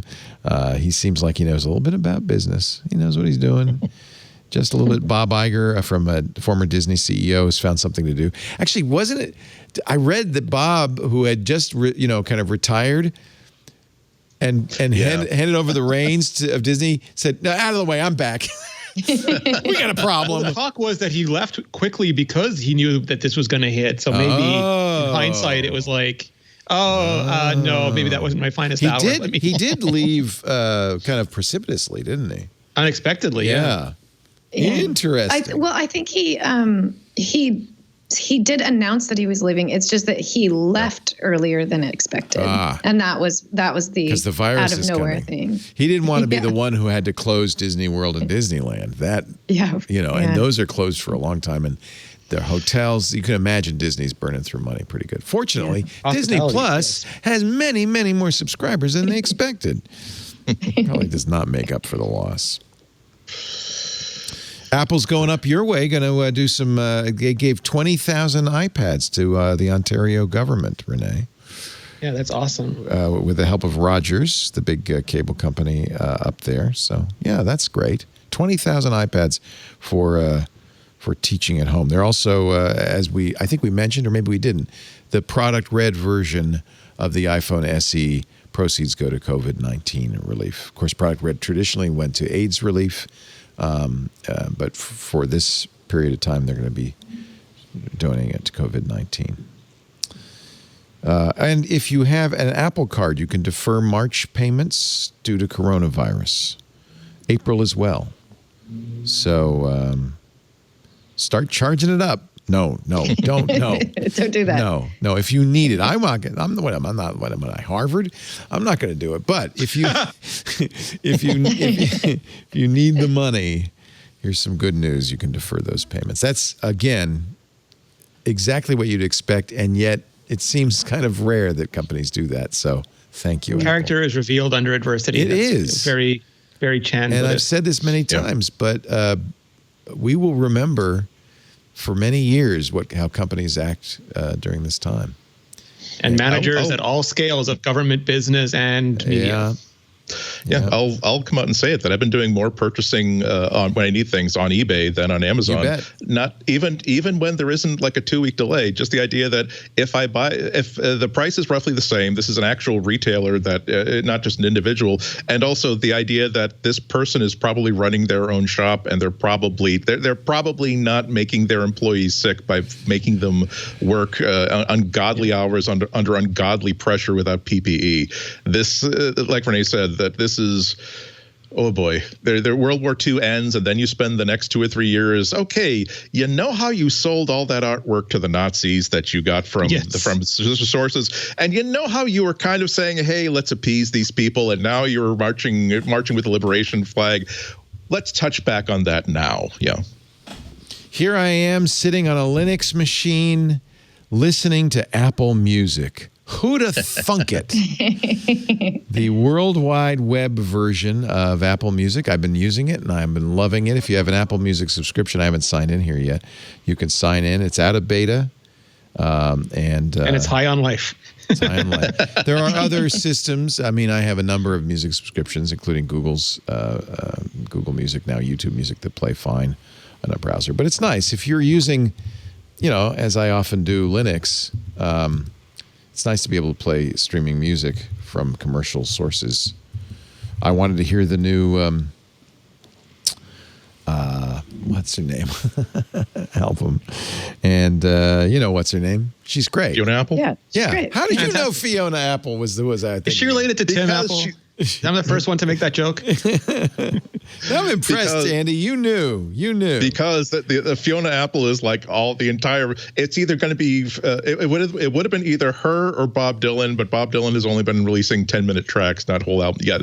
The new Fiona Apple album is quite wonderful. I hadn't thought about her in years, but now oh my God, why haven't I thought about her? I think about her all the time because I play her music all the time. I love her. Kind of quirky sound. I think she's really good. And the new album is... She was in one of the Apple commercials a long time ago. The new album is appropriately named Fetch the Bolt Cutters. I don't know if it's related to COVID or not. It sounds like it's more related to a bad relationship. But still, you can apply it to whatever you want. And look at this. I can play it in Linux right here on my computer. Yeah. It's an amazing thing. Like God and nature intended. What a world. What a world. Let's see. What other news here? We'll go through a couple of them. Apple's rumored over-the-ear headphones. There's another rumor about these. I wonder, we've talked before about Apple and Beats. I'm starting to think Apple might be thinking about just kind of replacing Beats and becoming... That's what Prosser's rumor said when he started talking about the Studio Pods, which actually sound interesting because they're apparently going to be component, like you be able to take off one thing and put another, but he said that it was an effort to phase out Beats, and then 9 to 5 said no, Beats is not going anywhere. But I've got to think that the AirPods were an unprecedented hit for Apple. Like they had Beats, and Beats were super popular, which is why they kept Beats. Nobody went to the store and said, I've got to get earpods, the old earpods. But then AirPods came out, and they sold so many more than they expected to, and it became a phenomenon. And now they've built on that with AirPods Pro, and now these Studio Pods, whatever they're called, are going to build on that. And it might get to a point where Apple is just outselling Beats so much that the value of that brand isn't as high for them. The only way I can see them sticking around is that they do all sorts of novelty stuff, like the Mickey Mouse Beats and the Olympic Beats. I don't think we'd ever see Mickey Mouse AirPods and Olympic. No. Yeah. So if they want to keep doing that kind of stuff, I could see it. But otherwise, I think AirPods is just going to keep eating away at the Beats lineup. And these new over-the-ear headphones are right up against what Beats does, right? High-end headphones. High-end. Beats is not high-end? Beats is expensive. They're a very wide spectrum. Also, I think the presence of Beats allows Apple to do things that they would find extremely distasteful, such as create a pair of headphones that creates highly distorted and weird sound that nonetheless a lot of people like. It's quite appealing. It's kind of like Bose. It's like why and it's already a successful brand. I think that they'll keep Beats as a brand until they can't it becomes a handicap rather than a positive. I don't see them getting rid of Beats anytime soon. So maybe Beats will go to the low end and the Disney headphones, and Apple will do the high fidelity headphones or the technically sophisticated headphones like the AirPods. The rumor, according to Gurman, is that they will sell these for around. Well, to compete with Bose and Sennheiser and Sony, which sell headphones in the mid 300s, there are it's commercial high-end. Beats. It's mainstream high-end. Commercial high-end. It's not like the $1,500 ones that Leo would wear that would create a complete reference environment around his head. Like it's what? Buying good headphones is cheaper than buying a fancy stereo. You can spend unlimited money on audio. I was looking at some of and it's just like you get to the millions and you keep going. Like the speaker's $1 million. Get me too. So we did our 15th anniversary twit on Sunday with Kevin Rose. Congratulations. And Robert Heron. Yeah, it was really cool. And Patrick Norton. And we got talking about music. And, Patrick's a big headphone guy. He recommended some $1,000 headphones. But Kevin topped them all. He said, well, I have a hand-built stereo. Do you remember the link for that, John? I can't remember the link. It's probably in my history here somewhere. I should go back in my history. But it was handmade. It had a turntable. It had a tube amp. It had built-in speakers. It was about 15 feet wide. It started at $20,000. Yeah, it's unbelievable the amount of money they charge. Vinyl albums not included, right? Was it simple? I think Linus had one of those companies on that brought like these headphones that looked like one of the Cybermen from Doctor Who, and then and you had to have a special amp, and then another you had to have I forget what it was, like $80,000 worth of stuff just to drive the thing. Isn't that hysterical? Yeah. Here it is, the modern record console from Symbol Audio. But it's beautiful, isn't it? It is. Look at that. Oh, look at that. And look at the tubes. I told him if I had $20,000 to burn, I would burn it on this, but I don't. But still. Wow. Yeah. I know what I'm spending all that money I've been saving on. No more cars for me. That's true. No more cars. It's less than a car, right? Or about the same. Doesn't have a half bath when you live in it. Pretty. So gorgeous. He says it sounds really good. I saw a YouTuber with a red camera saying, look, I'm just going to pick up the value of 2 cars and carry it down the street. No big deal. No big deal. That's a difference. And look at this. You might like this, Lory. Wireless streaming, Bluetooth AirPlay. It supports Sonos and Chromecast audio. So you're not left out of the modern age. It just sounds like you're from the 50s. Is it really a tube amp? Yes. Or are those there for looks? No. It's all handmade. He says it's by one of his neighbors. Yeah. Wow. And look at the meters. Oh. I will say that I am a fan of like clicky buttons and knobs and view meters. The number of times that I've been on eBay looking at like a Pioneer amp from the 1980s just for those blue fluorescent indicators and view meters before realizing that you would be spending $180 on something that you could probably build with a Raspberry Pi for if you just want like dinguses on the screen, you could build a screen like that. Dinguses on the screen. But yeah, I love I dinguses on the screen. Yeah. I will. No, that's on my mind because my current form of quarantine crazy is like buying tape recorders on eBay that look really, really awesome and cool. Partly because it was just a weird, the idea that you don't have to have one design for everything, that you're trying to convince all of these executives to buy a note taker that looks even better than the other one, a Sony tape player that has to have like bar toggle switches and actual pulsing VU meters and backlit stuff. And also the fact that unlike actual like stereo vintage Walkman, nobody wants these, so they're typically like $6 plus another $5 for shipping. So yeah, I now have a pile of of tape recorders. Great. Good luck getting the tape. No, you can get them. Really? I also have a box of cassette tapes. The cassettes have found like their sort of the cassettes have found their sort of renaissance. Exactly. Yep. That I don't understand it as a practical thing because they still are really inconvenient and they sound like garbage unless you buy the Nakamichi Dragon for $2,000, then send it out for $1,000 for the calibration, and then buy the $80 ceramic cassette for it. There are people who are into that, but it's like at the end of the day, I like pushing the buttons. I like lighting it up. I like having it on a shelf as a static object to just sort of enjoy the design of. But then I'm back to the FLAC files on my server and on my phone. I always wanted one of those Nagra reel-to-reel recorders that they go out in the field with one of these. You can still get them on eBay. This one looks like it spent some time in the field, and it's a mere $1,000. Boy, cheap at 3 times the price. Yeah. Well, there you go. See, you can get reel to reel for like it's more adorable than that for like a lot less money. It's adorable, but it's not a Nagra. Come on. It's not a Nagra, but does the Nagra have a handy carrying handle? Is the Nagra going to be like give you your best tunes of like 1964 at the beach? Oh man, you'll get that sound too. Also, yeah, it is. Well, it is again. It is that fancy audiophile like reel to reel. Nice. So. That's so funny. That's exactly it. It's a little. I've gone a little bit crazy. You have. I will admit. Is this the? but it's so adorable. And it's cool and it's cute. Ill spent hours at the MIT flea market, or? I'm kicking myself because I'm ever since like rediscovering how cool the design is. I'm reimagining. Oh, remember that time like and probably 6 years ago that someone was getting rid of like their entire like reel-to-reel setup, and they had an Akai that was actually plugged in and running with the big like 10-inch reels and had all the beautiful like analog glow to it. And you said, nah, I mean, $70, that's a lot of money to spend at the flea market on one thing. And plus, what am I going to do with it? And, well, I'm going to put it on a shelf and I'm going to admire it because it's lovely.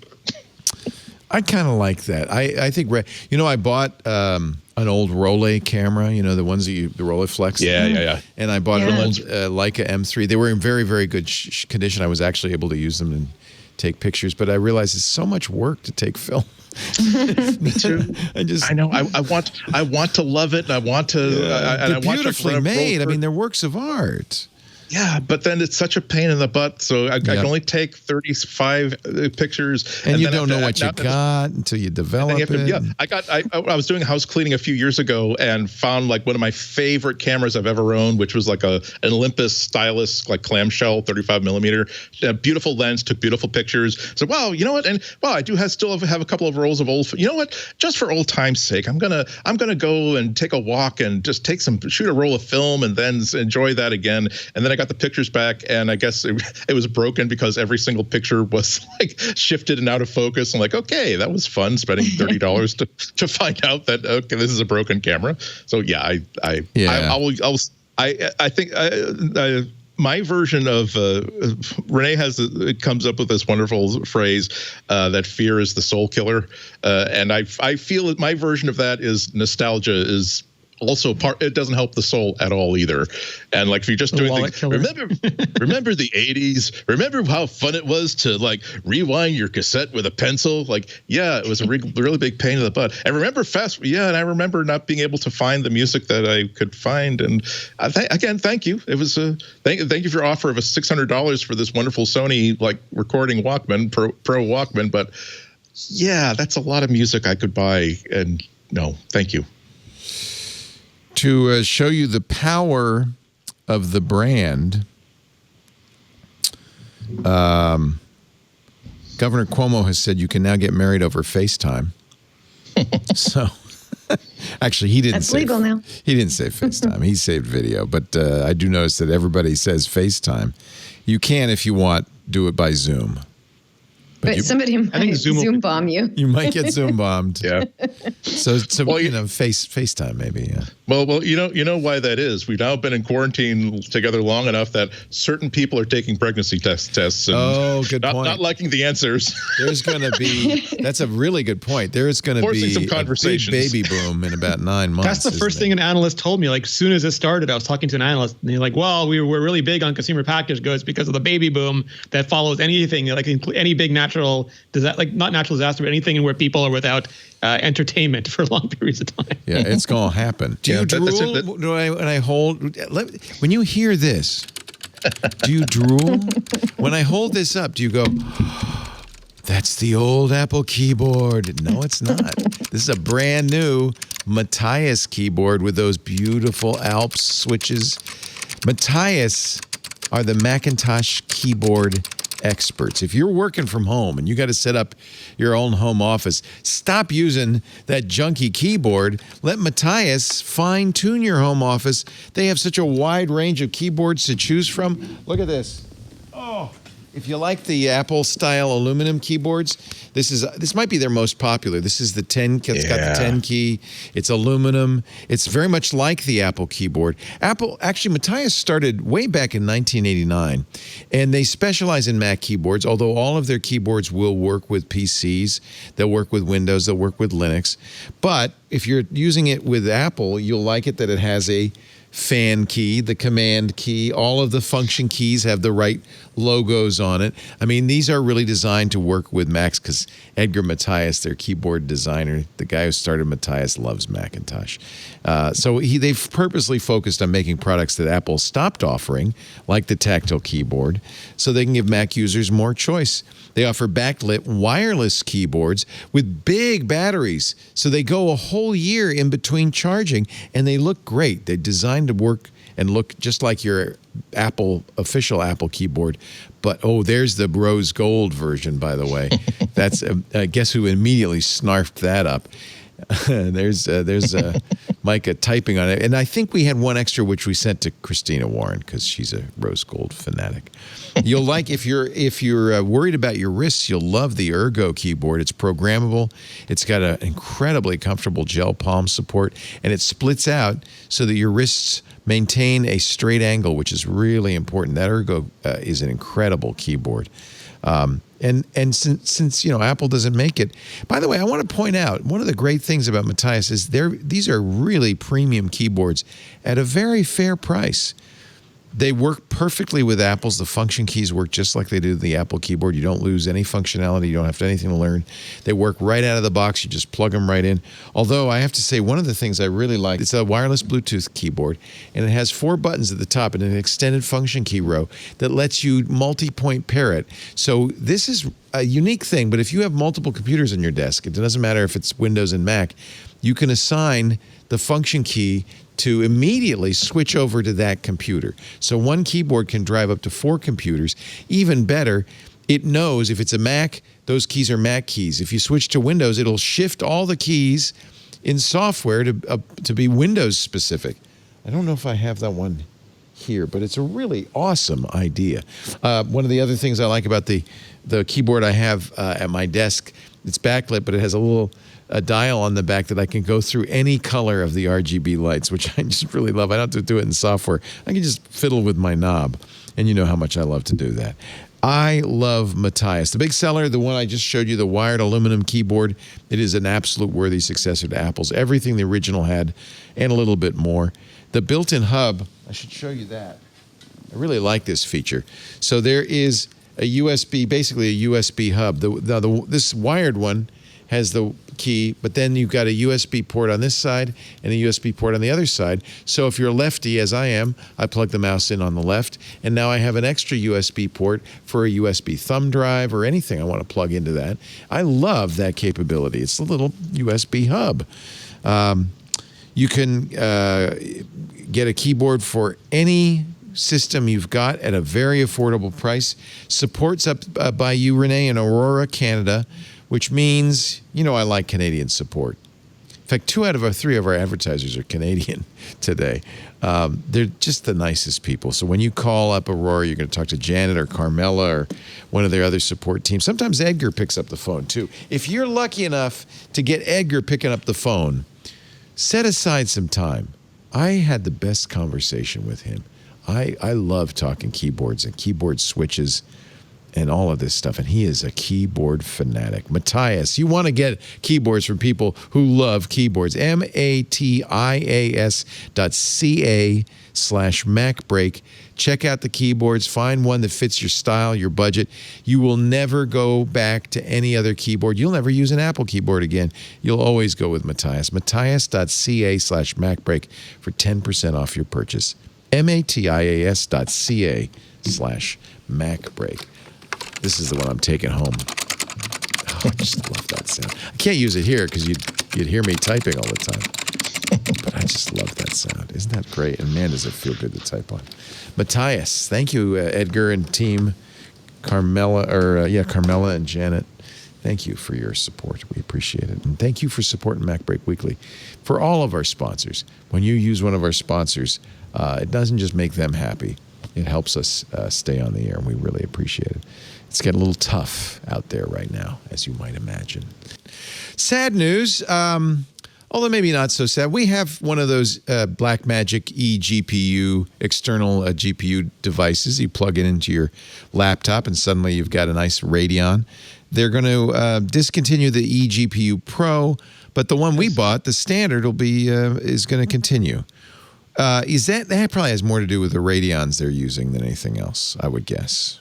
Or maybe the market didn't prove to be as big as they hoped it would.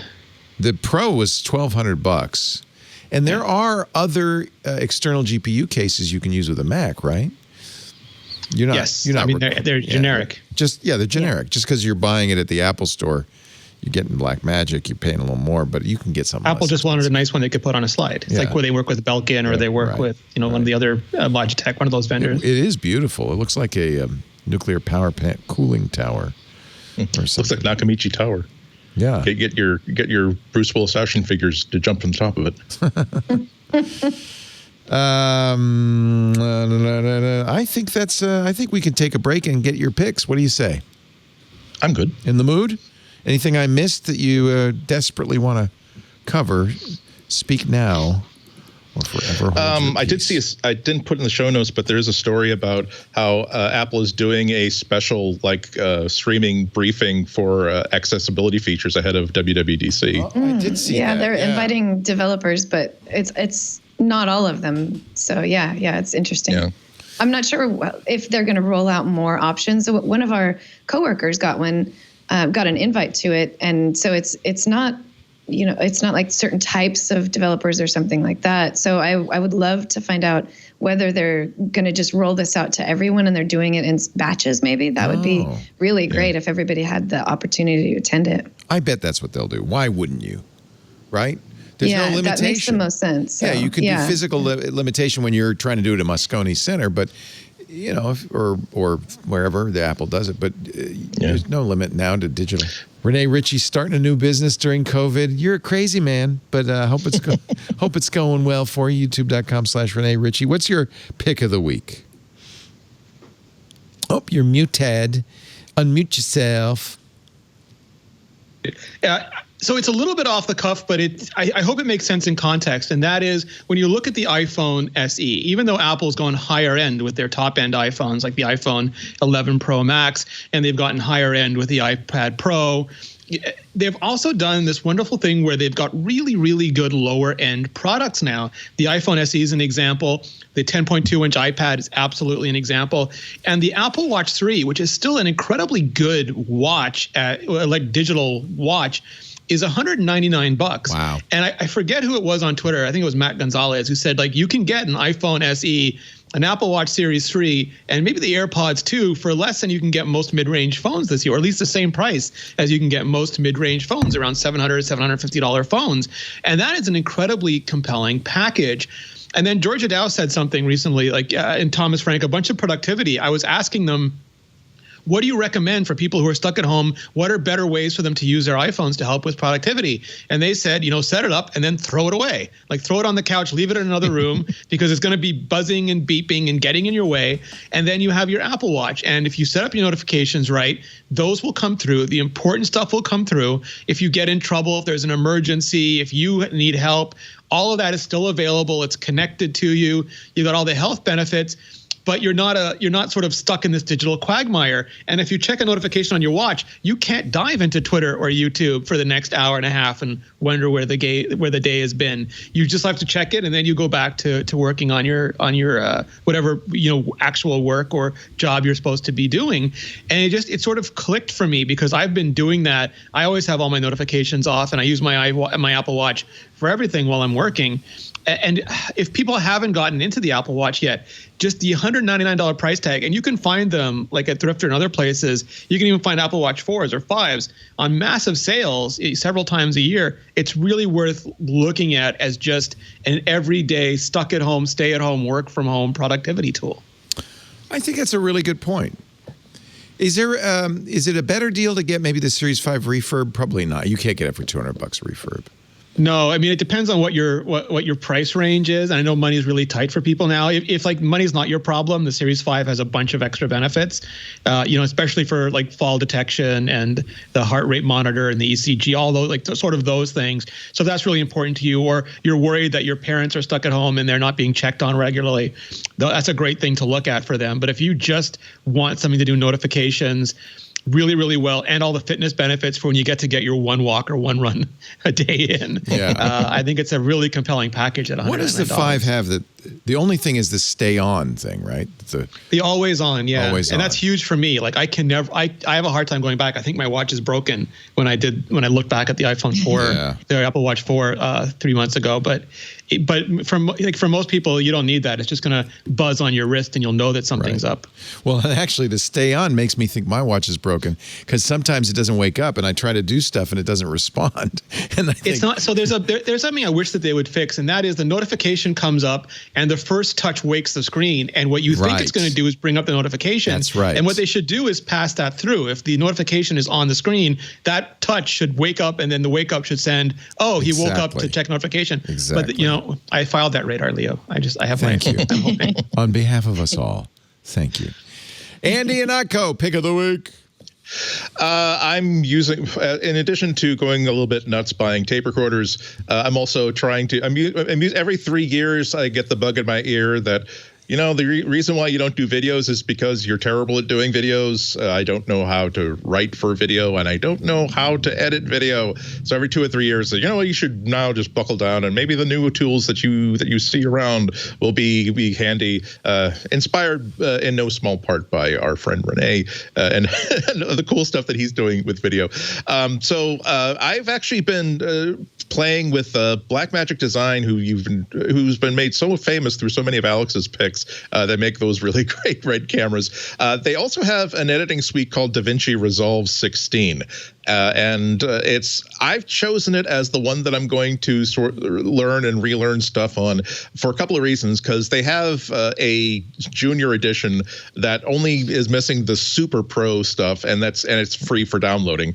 If you actually do buy the DaVinci Resolve 16 Pro, it is a flat $300, no subscriptions, no need to log in, no need to do anything. And two things about it have really impressed me. That because I'm definitely a noob, I appreciate not being confused by stuff that I don't know how to use yet. So it actually has a mode called Cut, which is almost like imagine if Final Cut also had iMovie built into it. So if you said that, hey, I'm such a hot professional that I'm live editing a commercial as a comp for somebody, I need this done in 5 minutes. Or if you're someone like me who says, I need you to take away the stuff that's going to stop me from getting things finished.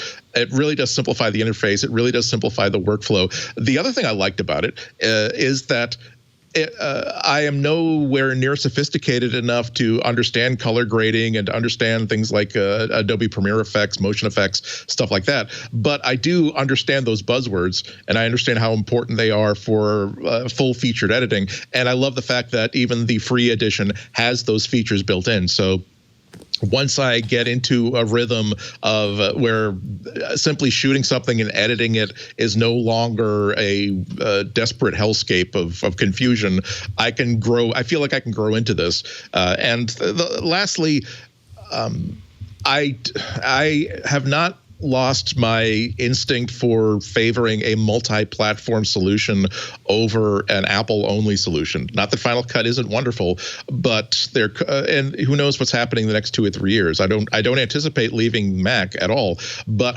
in 2 or 3 years, maybe my needs will be such that I want to have the 16-core i9 processor in a box for all the really, really heavy, intensive stuff that I do, and for that CPU, I will want to maximize my money by getting a Windows box instead of getting a Mac Pro. And then I'll be very, very pleased that I chose a solution that will run on Windows. It'll also run on Linux. It'll run on whatever you have. So I do instinctively like the idea of a multi-platform solution. But for most people, it's just going to be a good way to get something that's on the level of Final Cut Pro, but for free, because it's heartbreaking to want to get into a new thing and then be stymied by, but I don't know if I can make use of a $150, $200, $300 app or a subscription app like Adobe Premiere. This allows you to really just mess around with things and try the shoes on, walk around a bit and see if they fit. Very nice. It's so good too. A lot of the pros use it. The color grading is amazing. It's an excellent app. Oh, interesting. Yeah. And the fact that they're giving it away is pretty amazing, right? Yeah. And like Andy said, the dongle version actually they got rid of the dongle. Up until very recently, you had to actually have a dongle to use the Pro version. It really is like very like Alex Lindsay features that you're missing. I don't think most people would even notice that they're not there. Dongle version.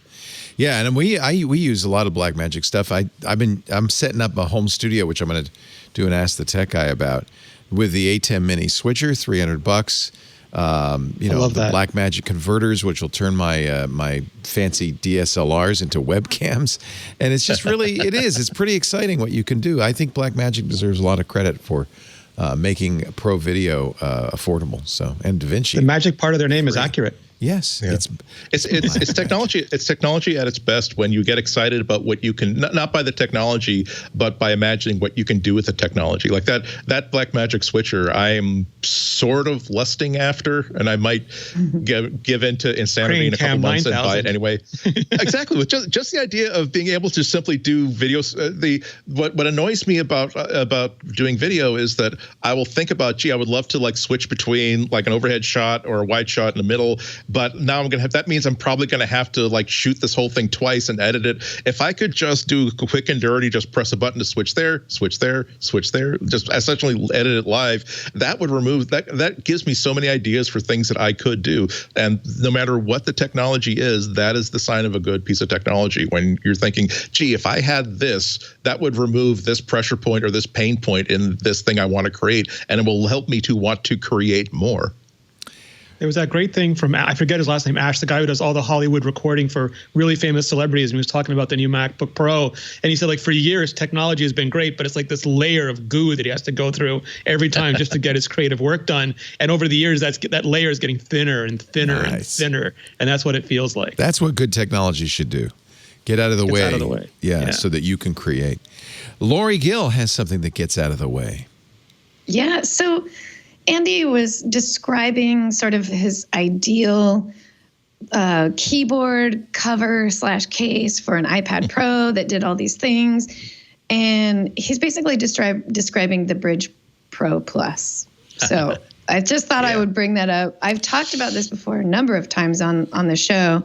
And for everybody who's not sure about the Magic Keyboard, maybe it's too expensive, there's also the Brydge Pro Plus, and it's pretty fantastic. It works really well. It has backlit keys.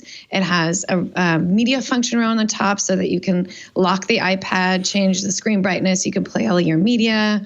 It has, what are some of the others? Oh, the adjustable viewing angle is actually pretty significant in this one. It goes from, all the way closed to 180 degrees back, and there's no stopping point. You're not stuck at any of those degrees. It's just completely open and shut the whole way.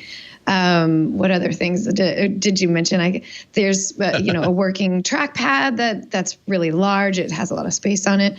I have not used the Magic trackpad, but believe me, next week when we talk, I will almost definitely be just describing the differences between the two, because I have a feeling that I'm going to have a lot of comparison-related sentiments to talk about. So good. So just put that out there for people who maybe didn't want, or maybe it's too expensive, the Magic Keyboard. There's also the Brydge Pro Plus. And do you have one? I do. You do. Yeah, they right now they're shipping late April, so they'll be shipping pretty soon. Yeah. And you'll have a Magic Keyboard to compare it to. Exactly. Nice. Yeah. All right. For a lot of people who are Zooming and Skyping and FaceTiming, maybe they're even getting married over FaceTime, they would like a better camera. And you already have a pretty good camera if you have an iPhone or an iPad. You already have a damn good camera. People are asking me all the time, and if you go, by the way, and I'll say, well, get a Logitech C920 or something. They say, well, A, you can't get them. B, there's scalpers selling them for 3 times the price. C, they don't get delivered till June. You already have an iPhone, you have a great camera, and this is software that will turn your iPhone or your iPad into a wired or wireless webcam. It's called EpocCam. It was my pick of the week this week on iOS Today, but I thought it bared repeating because, well, A, I know you all don't watch iOS Today. I don't understand why you don't, but you don't. But B, because this is something a lot of people need. In fact, it works with Android phones. It works with pretty much any phone, Windows or Mac. You do have to have, obviously, you're running Skype or Zoom or something on your Mac. So you do have to have a Mac driver, but that's offered for free. You download it, you install it. You don't even need to reboot. Then you run the EpocCam app on your iPhone or iPad. There's a free version, which is somewhat limited in its capability and has advertising built in. There's an $8 version. That's still a lot cheaper than a C920. and it works quite well. You can use the front-facing or back cameras. Since it's your iPhone, if you're using your iPhone and you're doing the conference on your computer, just put your iPhone on a tripod with the back camera at you. That is now your webcam. It works great. It pairs almost instantly. If you have a USB connection, that might be a little bit better, although we were using the Wi-Fi connection without any difficulty at all. Resolution is 720p unless you're using a technology called NDI over a wired connection. That can go to 1080p. So it's not using all the resolution available in the camera, but it's pretty good. And try the free one and see if it works for you. And if you like it, it might be worth paying the $8 for the full version. You can find out more at the manufacturer's website, Kinoni, KINONI.com, or search for EpocCam, EPOCCAM, on the Apple iOS store. I'm going to start using it. It's great. It's much better than any camera I have on my Mac, which is not saying a whole lot. Thank you, Andy. WGBH coming up. Yep, on Thursday this week, looks like 12:30. But as usual, check out my Twitter at Ihnatko to get the actual time and date. IHNATKO and Ihnatko.com. Thank you, Andrew. Lory Gill, are you going to do any Zoom concerts with Sickburn? I don't know if we'll be using Zoom. Not Zoom, Zoom, I'm using that in the generic term for video conference. Yeah. So not me specifically. Sickburn has not attempted it yet. But in Sacramento, there's been a lot of my friends they'll every Friday. I have a friend every Friday night on Instagram does a little solo show at 8 o'clock, and it's for half an hour. There's I've been invited to send a 10-second clip of myself doing something to a musician friend of mine who's going to put together some kind of collaborative something. I don't know. So it's happening all over the place, and it's really great to see that. Good. Very nice. And of course, she's a senior editor at imore.com, which is really your real job, your day job. Thank you. Your day job. Thank you also to the newly fledged YouTube star, Rene Ritchie, youtube.com/Rene Ritchie. What do you got coming up? So I did something dumb, Leo. I was going to wait because I've always enjoyed having a podcast, and I had to relaunch the podcast the same as the YouTube channel. And I was going to wait, but I figured so many people were home, not only waiting for content, but maybe willing to come on and talk to me, that I went ahead and launched it early. And I pre-did a bunch of shows. So the audio, you can get the audio just at the usual Rene Ritchie podcast link. But I'm doing the video for Nebula and Patreon, and it's the same length. I'm doing this really extensive edit on it, so it's a lot of work. But I had Brian Tong on the first one, Justine's on the second one, John Gruber is going to be on the third one, Walt Mossberg is on the fourth one, and it's conversations about technology transitions, like what I'm going through, and then we pick something fun at the end. So with Brian, it was comic books. With Gruber, it was the state of the James Bond franchise. With Justine, she started Brazilian Jiu-Jitsu, so we had a ton of stuff to talk about. Oh, that's your sport. That's your martial art. Oh. Yeah. Did she do that because of you, or is it just a coincidence? No, we didn't know that she was doing it in secret for 2 years. I'll let her tell the whole story, but she was doing it in secret for 2 years, and she's a blue belt now, and she's really smart about it. Wow. That's really cool. Yeah. That's neat. I'll have to listen to that. Thank you, Rene. Thank you all for being here. We do MacBreak Weekly whenever iOS Today is done, which can vary widely, as you probably discovered. So if you wanted to watch live, my suggestion is tune in at 9 a.m. Pacific, noon Eastern. That's 1600 UTC.